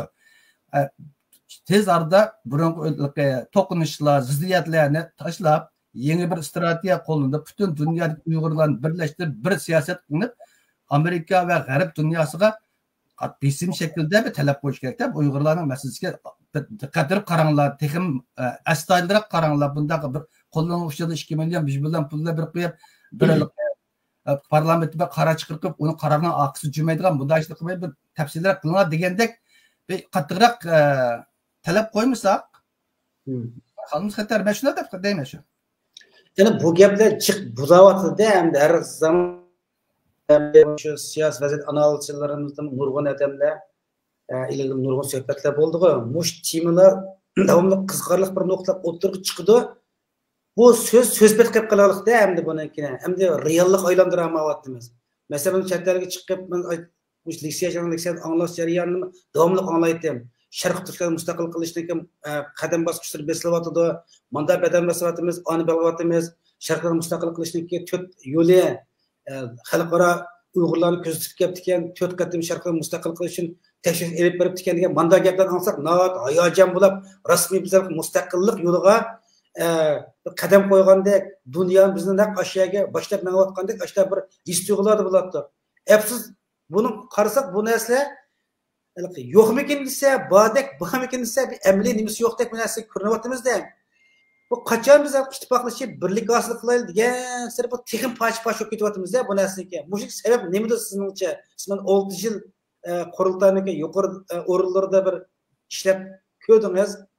Nurg'un biz bilmaydigan nurg'un narsalarni siz bilasiz. Siyosatning yuqori qismida oq taraflarga nurg'un yerlar kurashgan yerlar o'z vaqtida Robiya xonimdan siz bor. Mush jihatlarida bir tajribani so'zlab baksanız, mushu bizning birlik kelib bir hamkorlikimizni barliq keltiramiz sebep nimadir sizce? Ha, bu hozir bunu desek bugungi temamizdan chatlab chiqib ketib qolmaymiz endi. Bu nemishilligiga sabablar yamanca ishki tashqi saviyat deb biz Uyg'urlar nima deymiz? Keyingi 70 yilda bizning yetaklash qobiliyatiga ega bir tabiidan ayrilib qolgan haqchu. Xitoy bizning vatanga biz kirgandan boshlablam bizning vatandagi har bir millatda bir tabiiy quvvatli udalsizlikqa rahbarlik qatlamidagilar, oqso'ngaklar qatlamidagilar, ma'lum byurokratlar deyotgan-ku amerikaliklar. Shular bizning ashuna qatlamidagi xalqni Xitoy 70-da qirib o'ldirib bo'ldi. Uning avlodlaridan qirib. Bizning Uyg'urlar tashkillayolmaydi. Bir yerdan bir vatan nurg'un namoyishlar, nurg'un isyonda endi chiqdi, bir 5 yil bo'lsa, u 5-dan chatoq chiqdi, yo 30-dan chatoq chiqdi. Xalqni umumiy yetaklab qo'zg'amadi. Chet eldimi? Shu hozir bu tashkilot u qurayotganlardimi? Ashundaq bir kamchilik bor. Ya'ni shu tashkillayotgan, shu yetaklayotgan kishilarda chet elliklarda bir yerga vazifa qo'yganda 3 avlod background check deydi, ya'ni tarixini tekshiradi emasmi? Bizning ish bo'layotgan nimalarning tarixini tekshirganda biz Uyg'urlar uning aybini tepib olmizda. Aybini tepib olgandan uni ko'chirib o'ng'aylab siz tutib qilolmaymiz. O'ttirda bir yaxshi Uyg'urlarning shu yetaklash ro'yiga ega bir nimaga ega salohiyatiga ega desak bo'ladi-da. Ayda bir rahbar chiqib Uyg'urlar nima qilsa yig'iladi. Masalan, Robiya Qodir chiqqan vaqtida Uyg'urlar tez yig'ildi. Nimishga Robiya Qodir vatanda ko'rilgan, vatanda yetishib chiqqan bir inqilobiy hayot mamatlik bir davrni beshni o'tkazgan turma hayoti, millionlar bo'lgan Xitoy Xalq Jumhuriyatining parlament a'zosi mandaq bir tarixiy tarjimali yaxshi bir chiqqanda-da. Ammo unimi azroq bir kamchiliklar bilan urib tushirib, uni bir joyga olib qo'ydik. Bu urib chiqargan yolg'iz biz Uyg'urlarning emas, buni chatal Xitoyning axboroti, chatal axborotlarining kuchi bor. Ya'ni Robiya Qodirni yo'qotishning. Chunki Uyg'urlar keyingi 30-40 yillik vaqtimizda chetga da'vat eng birlashgan, kuchlangan bir davrimizni ash Robiya Qodirni yiqchaq qilyapti. Shunga Uyg'urlar chechilib ketdik. Ondan keyin Ilhom To'xtibatdi, Ilhom To'xt chiqib qolgan bo'lsa, bu yaxshi bo'lardi. Ilhom To'xt chiqqan. Ondan keyin chet eldagi bo'lgan da'vogarlarning hammasining Aztuldan eybuva yoki davoda vatanda bir ish yo'q yoki vatanda hukumatga noat yaxshi degan qizilpacha kadrlar yoki kadrning oilasi chet el chiqib o'qib da'vo kirib qolgan yoki chet elda o'zining azroq bir kimsa shundoqlar oldiga chiqib olgandan keyin bu xalq ishonmay poch bo'lib ketadi. Ya ular vazifasidan istifa berib nimani berib o'tmaydi, ya'ni amalga amroq ekan yo bir manfaat bormi uni uqmayman. Ular bermayotdi, da'vo mangmayotdi.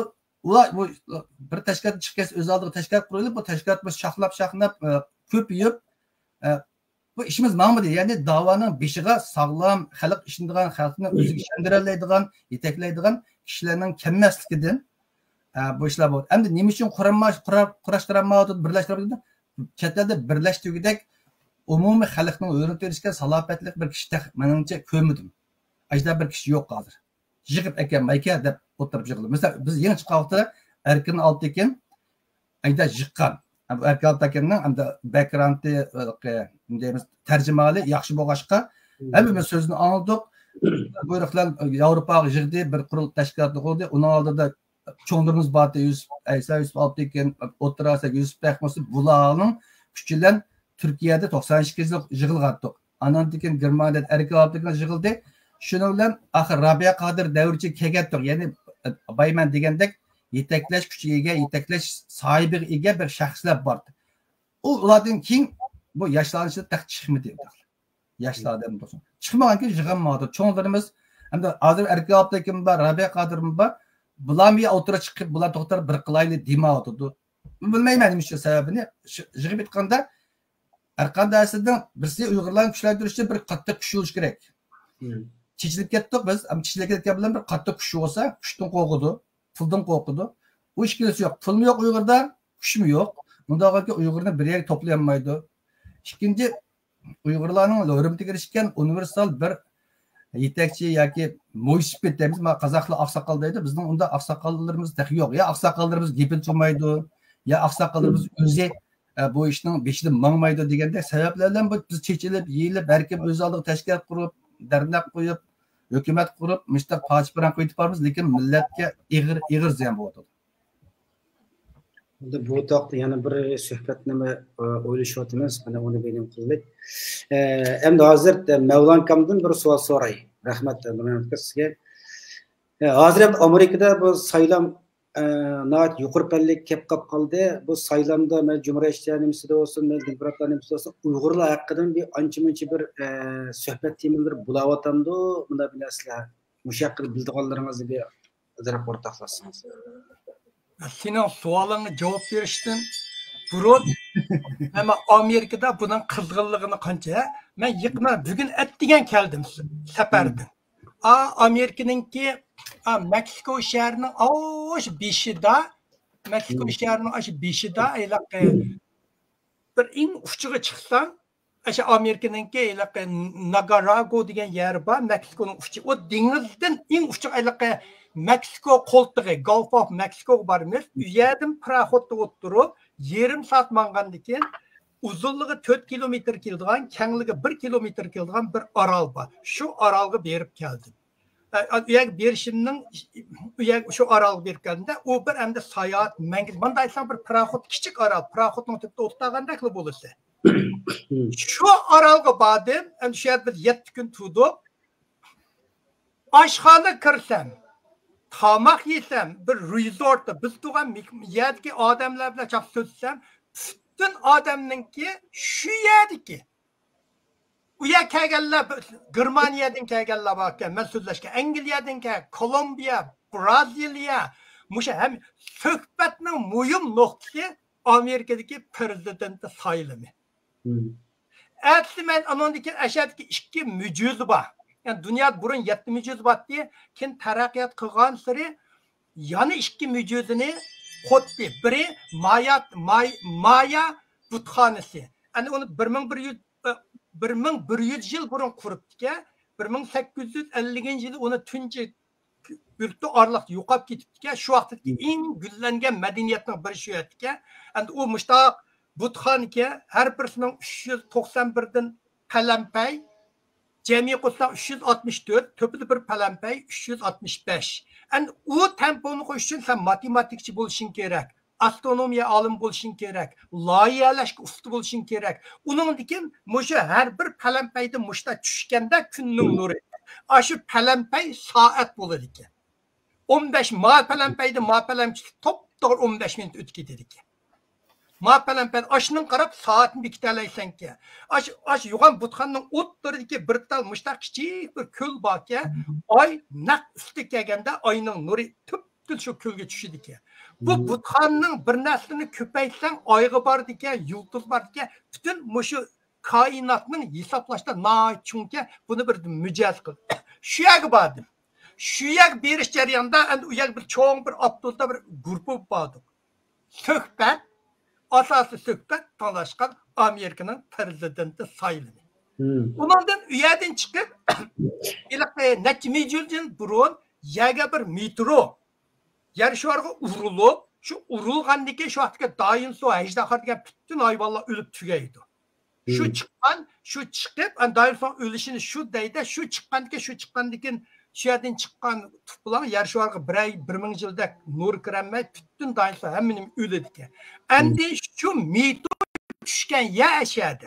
Şu metronun kökünü bağdık, hem de şunda çoğunqur ki, pələmpəy qıb qoyubdu, tüvəngi düşdü. Hem de xalqlar onun içinden su çıxıb ki, köl var ki, yer xalqlar çümüldü ki, çümüldü adam payıtlı var deydi ki, qol vaxımı qıb qoyubdu. O sunun qıylılığı, azılımı 45 metre ki, çoğunqurluğu. Şu yer berişinin çıxıb, əşərinin çayxanasında oturup, Braziliyalıklar, Kolombiyalıklarla bir yolda oturup panim bulduk. Ulamı məndən soraydığını, budaki prezidenti sayılımı. Bir, bu saylam doğruluk paran kılmıgan Uygurlar. Şaşkınlık değil mi sohbetle bana? Uygurlar Amerika'daki aslında bu Amerika'daki Uygurlar bunu müşta torlarda en kızgın sohbet oldu. Yok. Uygurlar bu doğruluk hiç kanda söhbet yok. Şunun qarab, ben de senin sualını bilsem ya Amerika'da bu doğruluk, mında oturup, mında ottagan yerde, mında jığılıp oturuşlarım azayıp ketdi. Uygurlar paç öp ketdi. Burun bizden Los Angeles'ta çoğun bir cemaat erler diye oturaş oynat. Hazır o işlem yok. Üz aldığı töt adam bir üz aldığı müşta bu ketdi. Uygurlar paçınıp ketdi.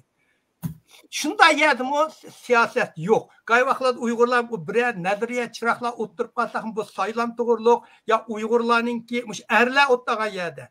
Uygurlarninki taqdir to'g'riliq parang yo'q. Gulni qanday tizdi bo'ldi, mevini qanday tizdi bo'ldi, ostiga suvni qanday qo'y. Shu to'g'riliq suhbatlar.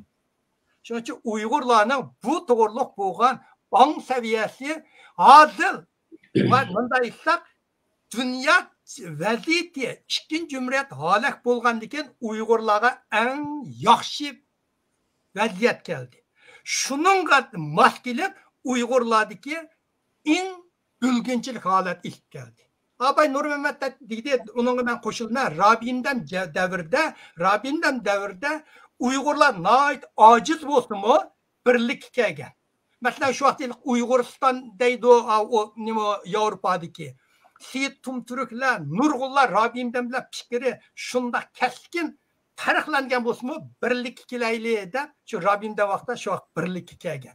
Keyin ma dunyo Uyg'ur qo'lidagi bir turkum odamlar Rabbimdan rais bo'lishi, bularninki keyin o'zi tashkilot qo'yishga, Innidini pulini ilishga, bularning rais bo'lishiga to'sqinlik bo'ldi. Shu bilan Rabbimdan urib tushiribdi bu siyosiy o'zgarish. Shundan keyin parchalandi. Shu vaqtda men bir parcha maqol yozgan shu parchanishdan burun, shu siyosiy o'zgarishdan burun bo'lgunchilik qanday tovlangan deb. Şu makalim hazırını Facebook'ta var. Şu diyeyim şu vakti diyen muşini Rabbimden urvetsanlar, muşu çükketse Uygurlar parçalanıp 30 yıl geçe birlik kilenmeydi o diyen hazırki terakkiyat beni şu ideyadan başka yaka yutkenmedi. Hazır Uygurlar birlik yok. En çok mesele ona kıldığın bir Nur Mehmet Tepket'te onun koşulma bir adam yok. Ma dünya Uygur kuruldu ki onun dike ma meynet baskınçılık bir içildi. Bu tihimi bir eski şok gitti bu bir. Buların işi bütün meynet bu bir aşkarlandı. Hem de yeni çıkanlar kaddarak onu ufu bir yeni çıkan reislerini ben tanımayım ki. Nimişler buldu ulan ufumayımız. Hem de Uygurların içinde adı Amerika'da mı? Mesela Amerika'da teşkilatlar var. Kaç kişi tolaydıgan şu arı Amerika'nın normal o Uygur Amerika Birleşmesi'nin mi? Erkek kırgınçılıkını toxtutuz. Hakikaten bu yaxşı bir yana sözleşki asal. Lekin bu bizning mustaqil degan ongni ojizlashtiradi. Biz mayli xalqlar anglamasin, mustaqil degan ong bilan so'zlash kerak. Biz xalqlar mani anglaydigan, mani anglamaydigan deb siyosat bekitmaymiz.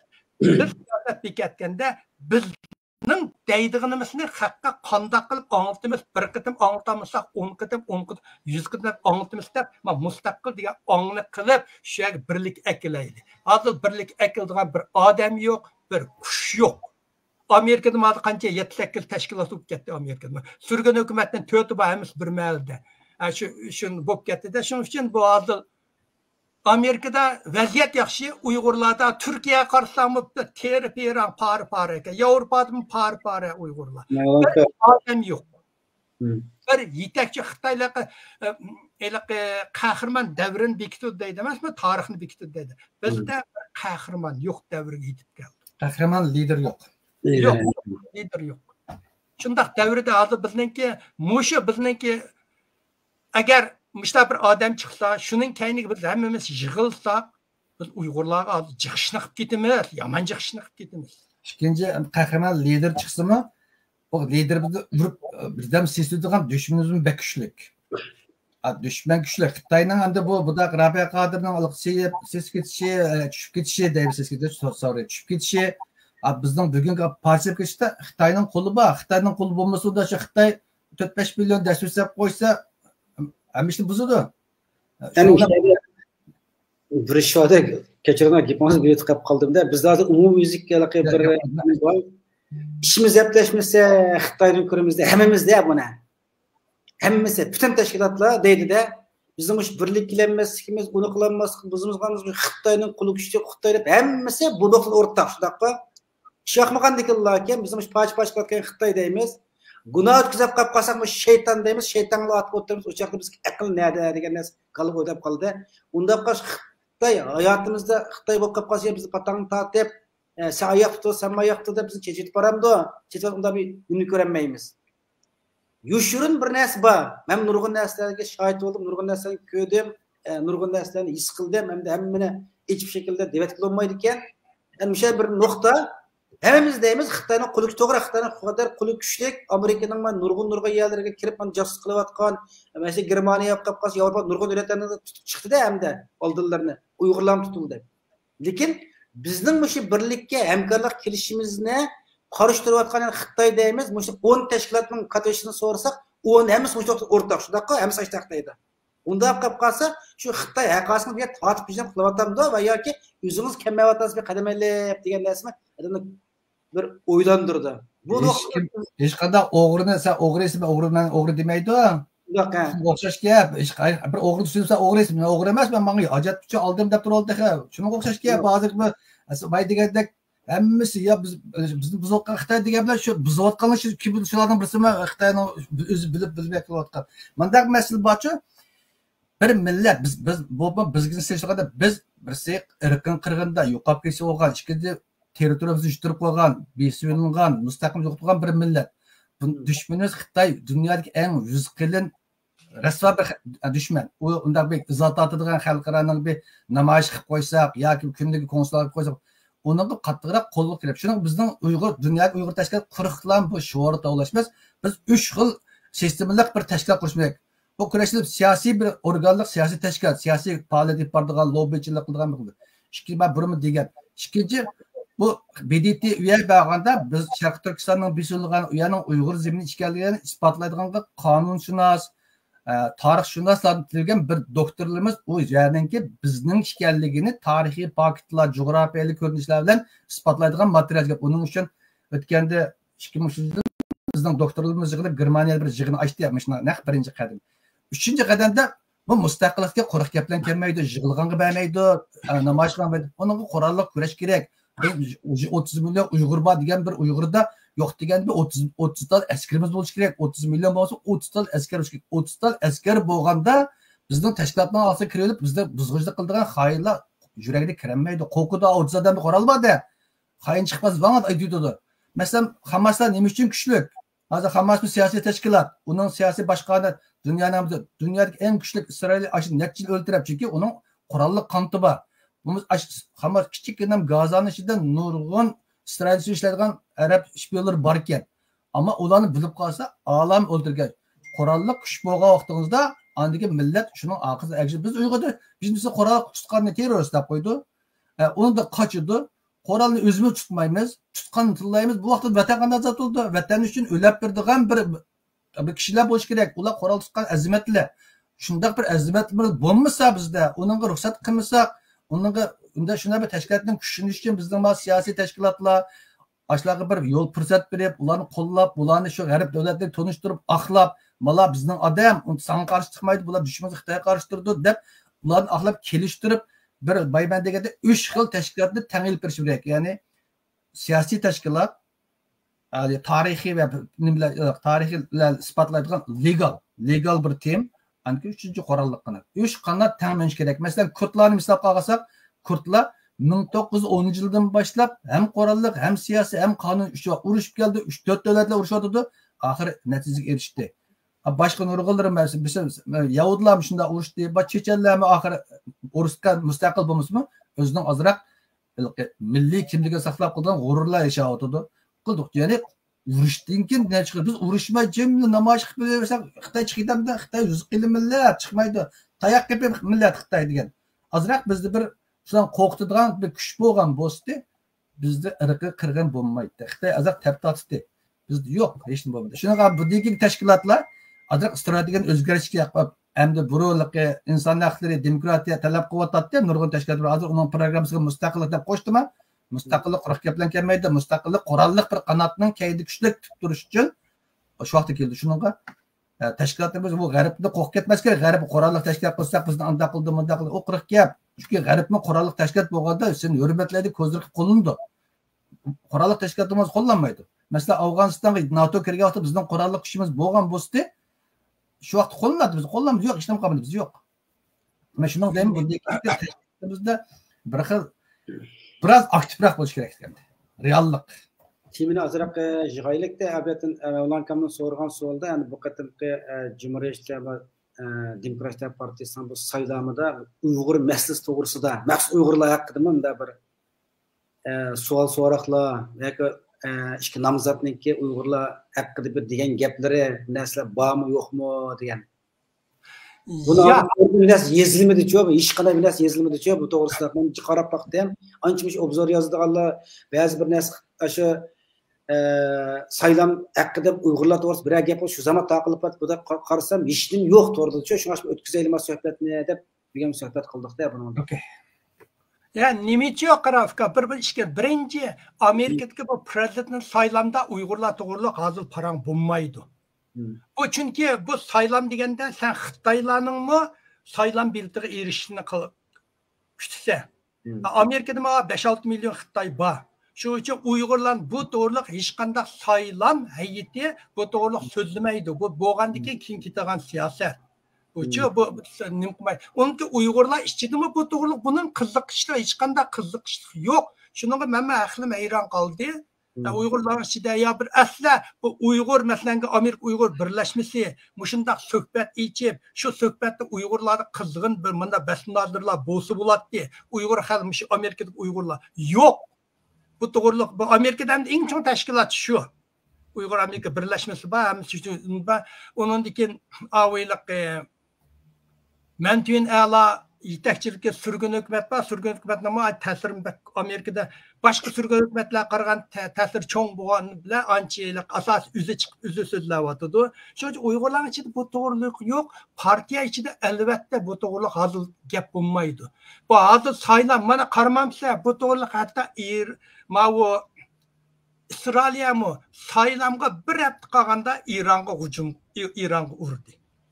Agar aslında bir 2 ay burun degan bo'lsa, Baydenlar ya qilmaydi deb to'xtatyapti. Ama bir hafta qolganda nima ish qashak urdi desa, bir hafta qolgan urdi, bundaq vaqtida har qanday partiya buni qilma demaydi. O'zining saylam bildiga Yahudilarning qarshi uchib kirishiga gumon bu qarshi turib qilishiga bo'p qolamdiki degan ehtimolda bular buni demaydi. Ya so'qqonlik muomala qildi ekanda hamsa.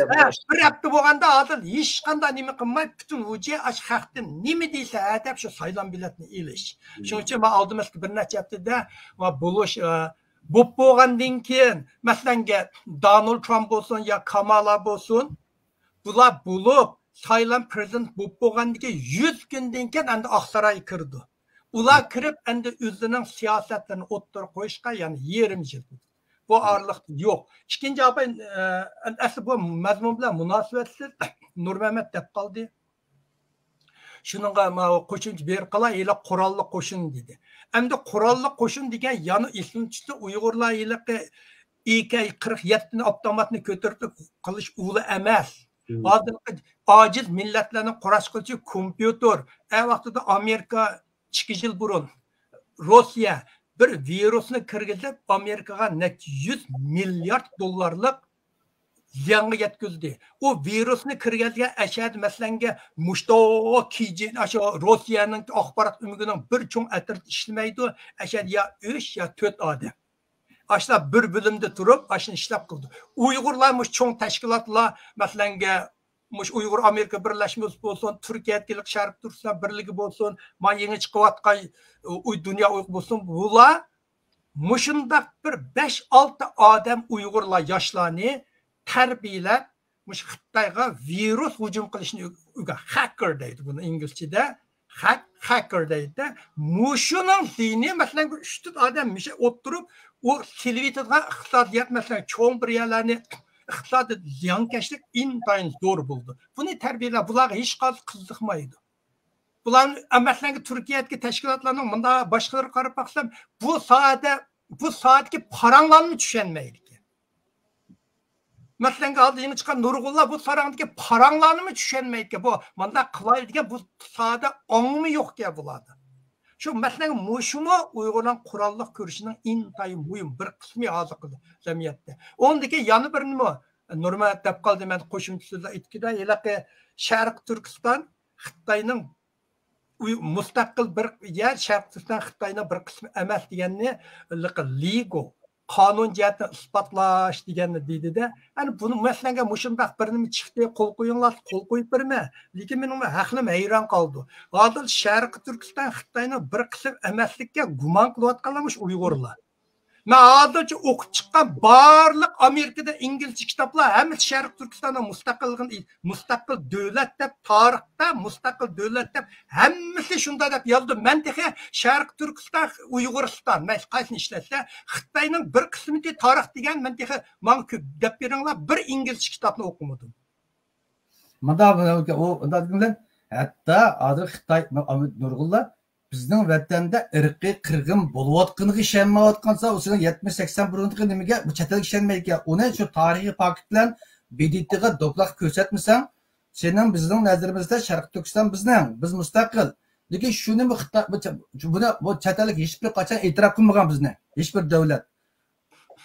Shu Saydiya xalqida yig'ilgandan tortib, Yoqub Bekdan tortib bizni bir davlat, bir chetalik e'tirof qilmagan mustaqilligimizni. Şununla sen ulanı e'tirof qildirmasang, sen xalqlarning tizimiga kirmasang, sen mening deb o'lib olsangmi, u e'tirof qilmaydi. Shunga bir Tayvan mustaqil bo'lanmaydi, chunki e'tirof qilish muhimki. Tayvan yashaqli 70 yil bo'ldi, mustaqil emas. Chunki mustaqil davlat emas. E'tirof qil. Shunga sen bu bizning besib deb xalqlarga e'tirof qildirib, ya'ni xalqlarning professorlari shunday bir qonuniy e'tirof qildigan mutaxassislarning oldida e'tirof qildirib qilgan degan anaki u yerda ilib borgan butun faoliyatlarim qonunliq bo'ldi. Mayli urush qilamsa va toja qurolliq besib kelsa, qonun buni istab qadam bosqichlari shunday bo'ldiki. Mening nazarimda u yer bizning, lekin men bizning degan bilan bu chetalik uni tushunmasa, ular e'tirof qilib bizni qo'limiz qanday shunday qilgan bu qonuncha bu inglizcha bor narsa ekan. İşkinci narsaga bir qo'shaylik bizning chetlikka Uyg'urlar Simbay degandek virus taqishni cyber atak qilishni bilmaydi emas, yosh bolalarimiz nurg'un bildi. Tashkillash kerak. Tashkillash yo'q. Turkiyada bir nurg'un yosh bolalar bor bildi. Ular ozroq hissat kerak.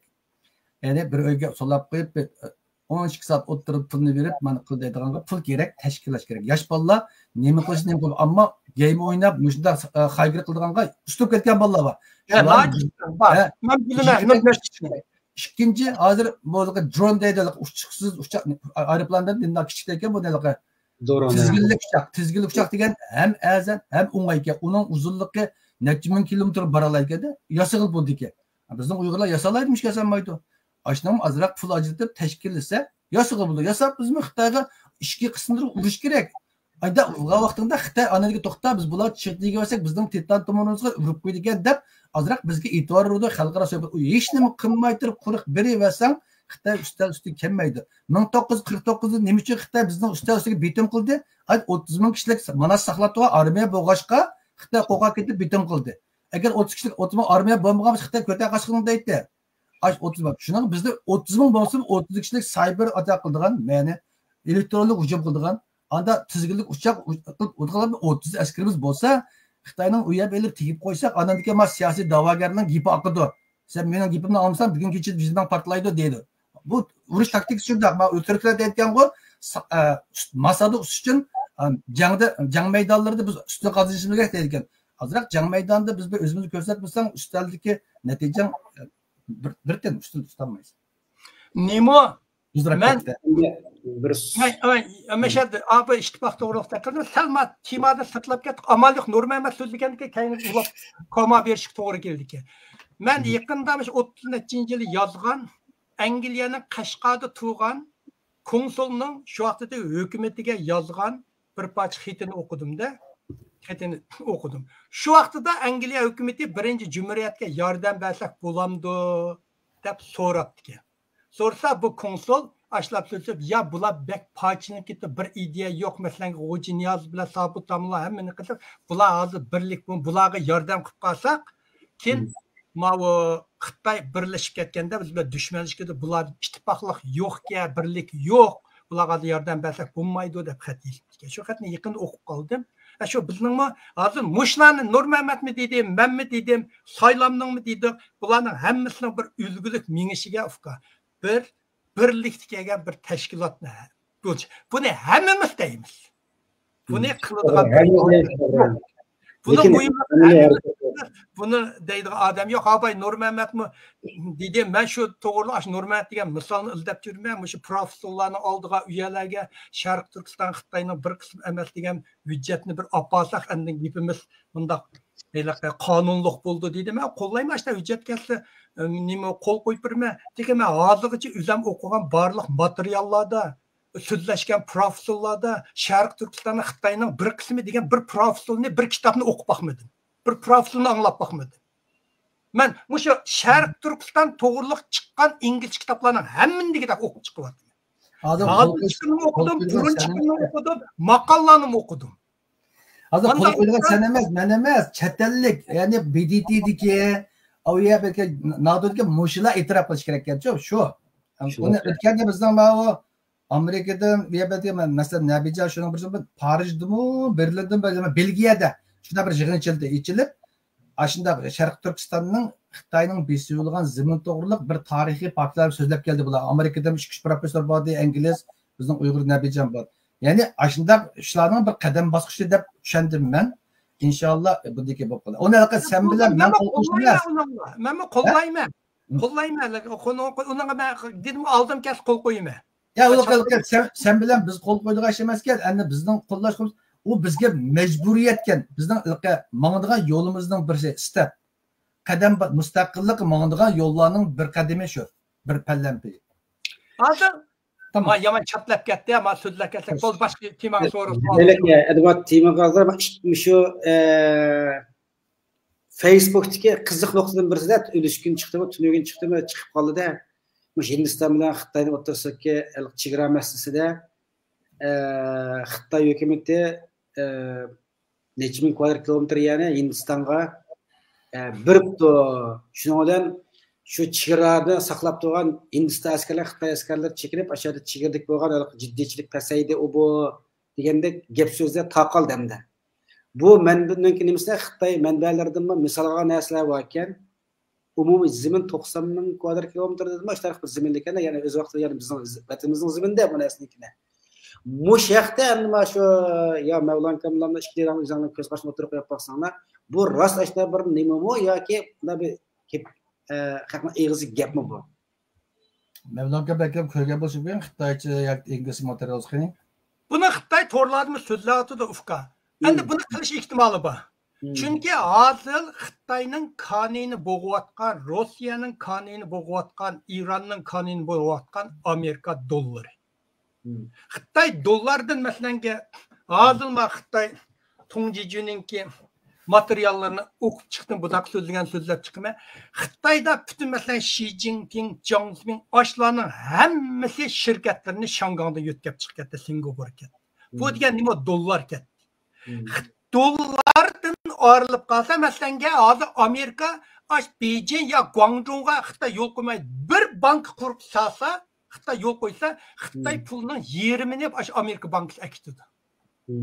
Shuning uchun Xitoy bu Amerika dollardan qanday ayrilish bu Xitoyning eng chong strategiyasining yuragi. Shuning uchun bu Xitoy Rossiya bilan masalan o'zaro rubl bilan xalq puli ishlatimiz deyapti. Shu bilan bu Hindistonning iqtisodi cho'ng, aholisi dunyo bo'yicha birinchi. Bular bilan agar shunday qilib men yerni berma, ikkimizning o'rtada sen Hindiston pulini xajlaysan, men xalq pulini xajlayman.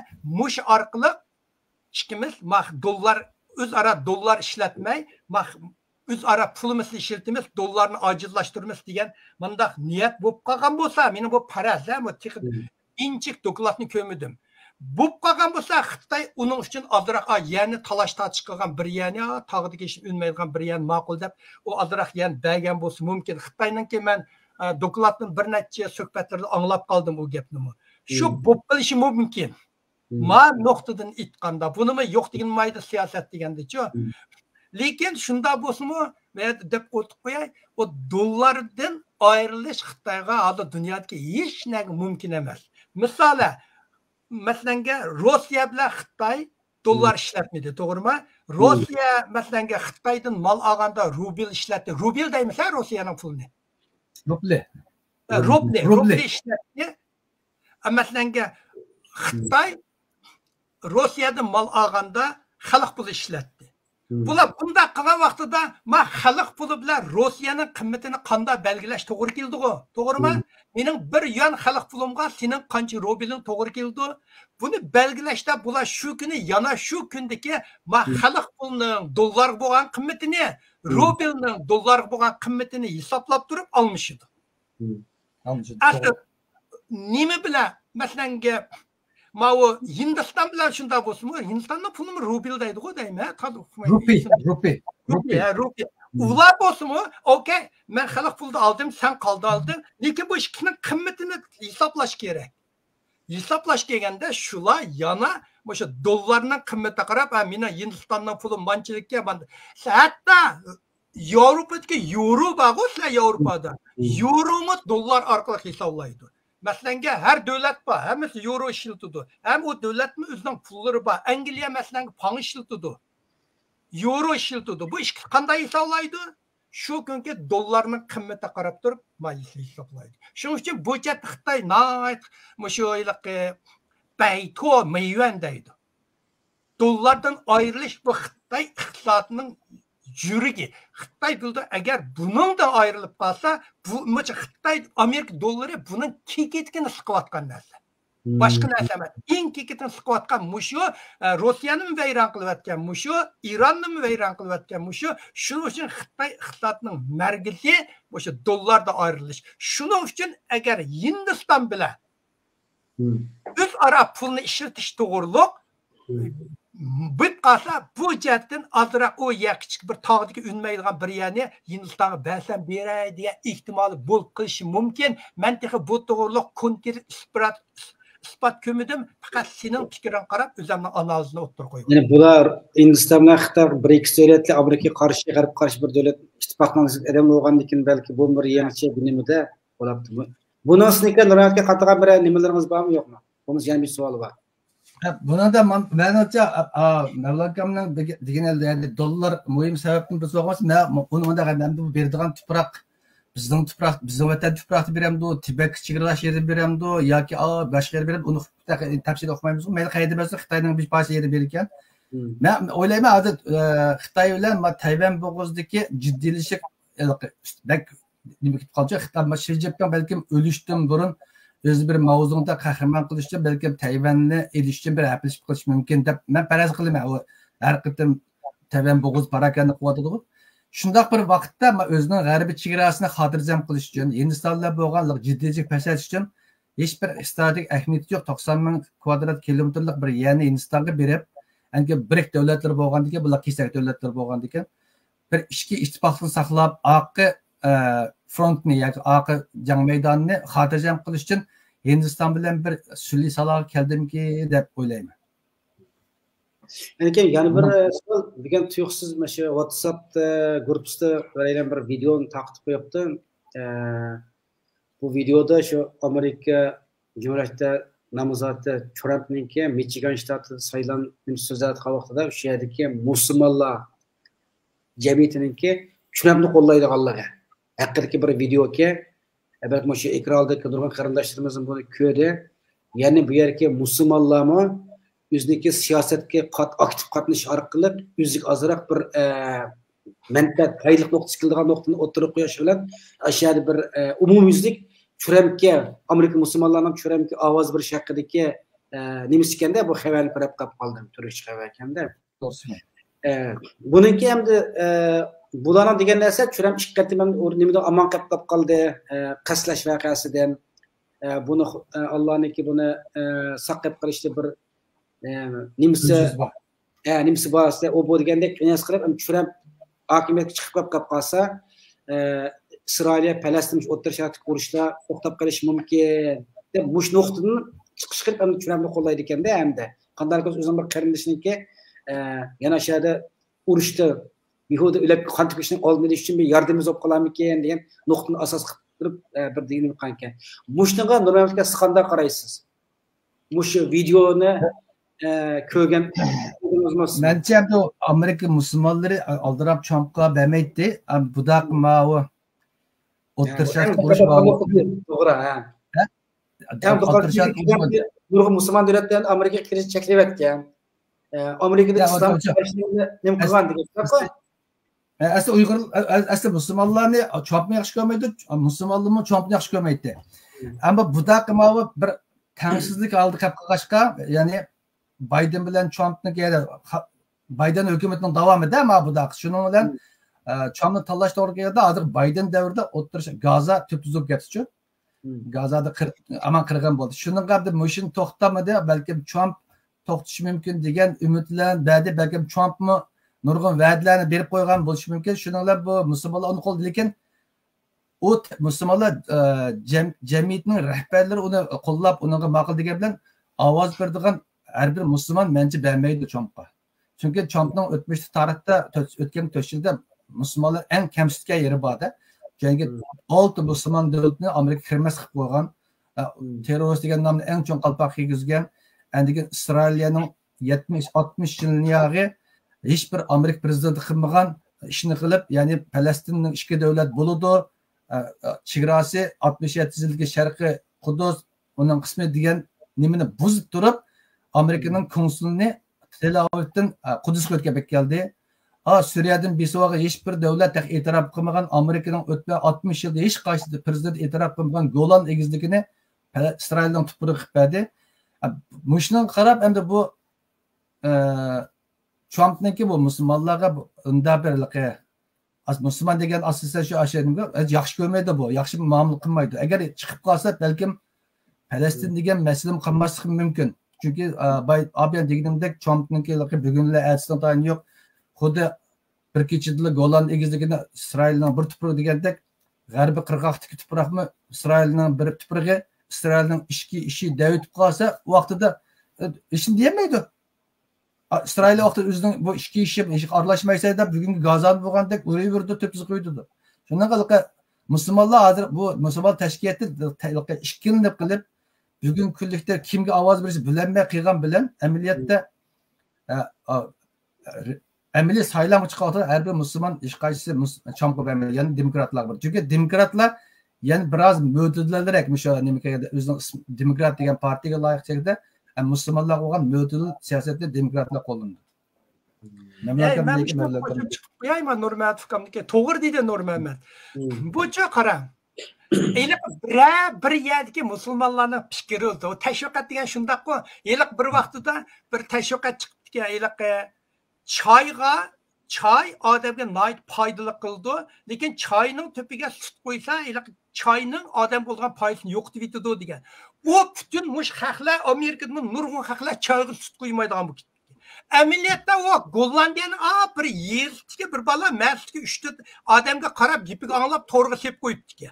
Undan keyin u bir dunyoga mushta biringa aylanib ketganda, shu yerga bir necha musulmonlar degandi. Lekin umumyuzlik musulmonlar Trump'ning chiqishini yana qo'rqdi. Bu cheklayman dedi. Uningdagi yana bir ketdi, men prezident bo'lsam, aşağıdaki İranlarni sen derrol to'xtat, bütün muşlaq berilgan yardımını bo'lmasa, davlatini men partlatib 100 yil burunga olib qo'yman deydi.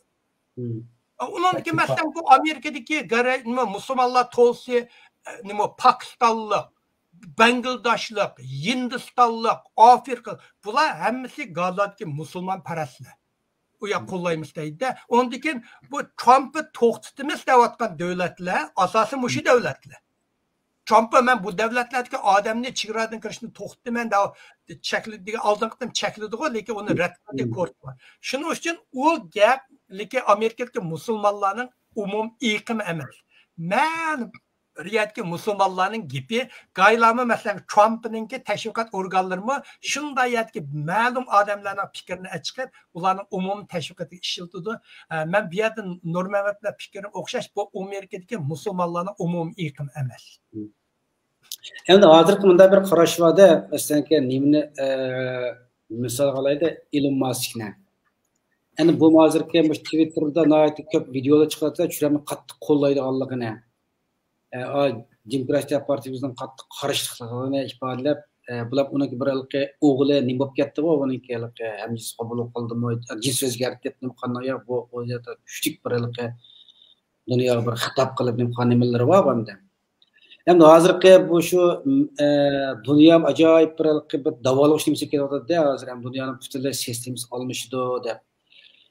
Ondan sonra Ukrayna urushi, hozir ham O'rta Sharqdagi urushlar, hamda churam hozirgi shu saylam nimasida, ikki partiyaning nimasida. Shu Isroil Falastin O'rta Sharqdagi urushni nima qilishi, shundaqla Ukrayna urushi haqida qanday bir yangi bir temalar, munozir nimalar bor. Buning binasi yo'qmi? Ya, ana buningda muqimlashib ketgan qara u kim chiqdi masalanga? Churam chiqib urush to'xtatdi. Trump chiqsa, Trump biraz Putin parast. Trump chiqsa Ukraynaga besim ishlatadi. Hozirgi chegaramış Rossiya ağa mishadigicha misha to'xtatsa, buni to'xtatmasang men senga yordam to'xtaman deb Trump nim parast. Trumpning vice presidentimi, Trumpning vice president JD Vance. Uyg'urcha nenda o'qiymasam-da JD Vance deb o'qamdiq. JD Vance umi Ukraynadagi urushni to'xtatmas, u yerda bizning manfaatimiz yo'q deydi. U Rossiya bizga o'xshash aqtalliklar deydi. U o'xshash aqtallik bir madaniyatning odami biz. Bizning dushmanimiz Xitoy deydi. Butun kuchimizni Xitoyga qarshi turamiz deydi. U JD Vance'ning o to'g'riliq yozgan bir necha maqola bor e'lon qilgan burun. O'sha vice presidentga saylanmish nomini bo'lishdan burun e'lon qilgan maqolalari bor. Shuning uchun bu Putinning nimaga bo'lgan pozitsiyasi Ukrayna bo'lgan pozitsiyasi o'xshab nima Trumpning o'zgarib qilishi u yerda biroz siyosat o'zgarish bo'lishi mumkin, lekin Isroilga bo'lgan qo'llashi texmi kuchaydi. Chunki bu Isroilga uyg'on urushi Isroilning emas, Amerikaning butun arablarga g'itqis. Agar hurib o'ritsang, seningmi jazoni beraman degan Amerikaning signali. Shuning uchun bu yerda o'zgarmaydi. Kamala chiqib qolsa o'zgarib qilishi mumkin. Uqmaysa, lekin Kongress, ikkala Kongressda bu kongressning a'zolari sap qayerlar to'lsa qara 60-70%ni 60 yoshdan oshganlar. Bular Brunswick ittifoqi shunda ushib ketganlar. Bular Rossiyaga bo'lgan yiliqi ko'z qarashi o'zgarmagan. Shuning uchun bular Ukraina urushini davomlashtiramiz deydi. Hamda Amerikaning strategiyali harbiylari bu Ukraina urush qanchalik uzun bo'lsa, Amerikaga shunchalik yaxshi deydi. Chunki u yerga Amerika bu yil qancha bagini 60 milliard pul. 60 milliard hech nima emas. Amerikaning 2,5 trillion GDP'siga nisbatlanganda. Urush qanchalik uzaysa, Rossiyaninki iqtisodiy shunchalik ojizlashadi. Nurg'un strategiyatlar Ukraina g'alaba qilishni xohlamaydi. Ukraina g'alaba qilmaydi, bas Rossiyaning qo'lida atom bomba bor 23 ming. Bu urushni xohlamaydi. Shuning uchun hozirgi siyosatdan azroq o'zgarishi mumkin, lekin bakchiq o'zgarib ketmasligi deb qarayman-ku. Qanday deysan Nurbay Tuka? Bas diganga bak qo'shilib, o'zimiz ammo Trump chiqib qolsa, o'zimiz o'liqga burunmi Putin parasti yaqin do'sti ikkisi boyfriend aytdi. Ham Putinga terrorist desa qarshi chiqadi emasmi? Shunaqa urushda bay deganda o'zim men agar farz bo'lsa bir kecha to'xtaman degan gap bo'lmasmi o'ziniki? Bay deganda Rustamni talbishi hozir Besovaga, ya'ni Rustam bo'lishiga qo'shilishi, Rustam hozirgi tinchlik suhbat tuzishning sharti Qrim, hozir Luhansk, Donbass, yana bir yer bor. 3 yer sharqdagi 3 oblast, ya'ni Qrim 4tini Rossiyaning tuprog'i deb e'tirof qilsa, andan keyin yana bir sharti Ukraina NATO kirmasa bo'ldi. Rustam talabi shu.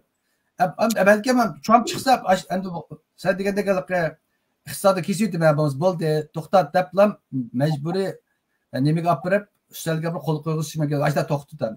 Demasam bu urush Yevropa urushi bo'lganki, Yevropaning istamaydi bu urushni, Yevropaning urush bo'lsin, har ikki Yevropalik o'zlari so'qishni istamaydi. Uni to'xtatdi, ular nishonni yana nimaga qaytardi? O'rta Sharq. Unda olsa bugungi suhbatimizni esa 1 soat kontrol qilamiz degan to'q, hozir 1 soat 40 minut o'tdi. Programmani to'xtataylik. Saylamdan keyin, saylam tugab, hamda rasmiy qaysi rasmiy prezident chiqdi, u nimasi bo'lib bo'lgan ekan, yana bir qatam bir to'g'risida bir suhbat qilamiz. Xudoyim buyursa. Köptün köp rahmet. Yani bir deydiğine bo'lsa, texmi köp jiqraq o'qishmagan nuqtadan fikr qilgan musana adamlari siyosat o'qiganlar bo'lsin, xalqaro munosabat o'qiganlar bo'lsin, va yoki vaziyat analizchilari bo'lsin, va yoki tarix nimachilar bo'lib qolsin, ko'proq bir temalarni yuritib turadigan har haftada bo'lib qolsa, xalqaroda qanday nimalar bo'layotdi, Uyg'ur munosabat nimalar xabarlar chiqyotdi, xalqaro bo'lgan cho'ng-cho'ng yig'inlardagi Uyg'ur masalalarini, tilg'angan mushtanisini analiz qilgan bir qarab suhbatlarni qilib tursak, adam tap qo'lolmaydi ekan, ekranga chiqadigan rast kelsak, adam tapmoq bektaskanchu. Men buni nima qilib ketmaydim. Azroq bo'lsin kirishib qolib qoldim, men kirishib qolay bu narsalarga, shu nuqtada nurg'un narsa men haqlan fikr almashtirib oldi ekanman deb o'yladim. Xohlasanlar davomli sizning atrofim turishib qolib qolsa, shularga desanglar, işte pat-pat suhbatlarni qilib tursa, yangi savollarni men hozirlab tursam, shundaqlar ekran oldida ko'rgan ekrandaki barılmış program koyarken qarindoshlar program taqib qo'yinglar. Suhbat haqidagi yangi taklif fikrni o'qas, biringlar kam nuqtamiz o'qas, to'liqlaymiz. Undan boshqa yangi suhbat nimasi tema so'qib qolsa, ta'minlanglar. Yangi suhbatlarni qilish orqali xalqimizning xalqaro vaziyatlardan yaxshi bir xabarda qilib turish uchun bu ekranimizni texnik jonlantiraydi. Bo'ldi, xo'sh hamsan menga.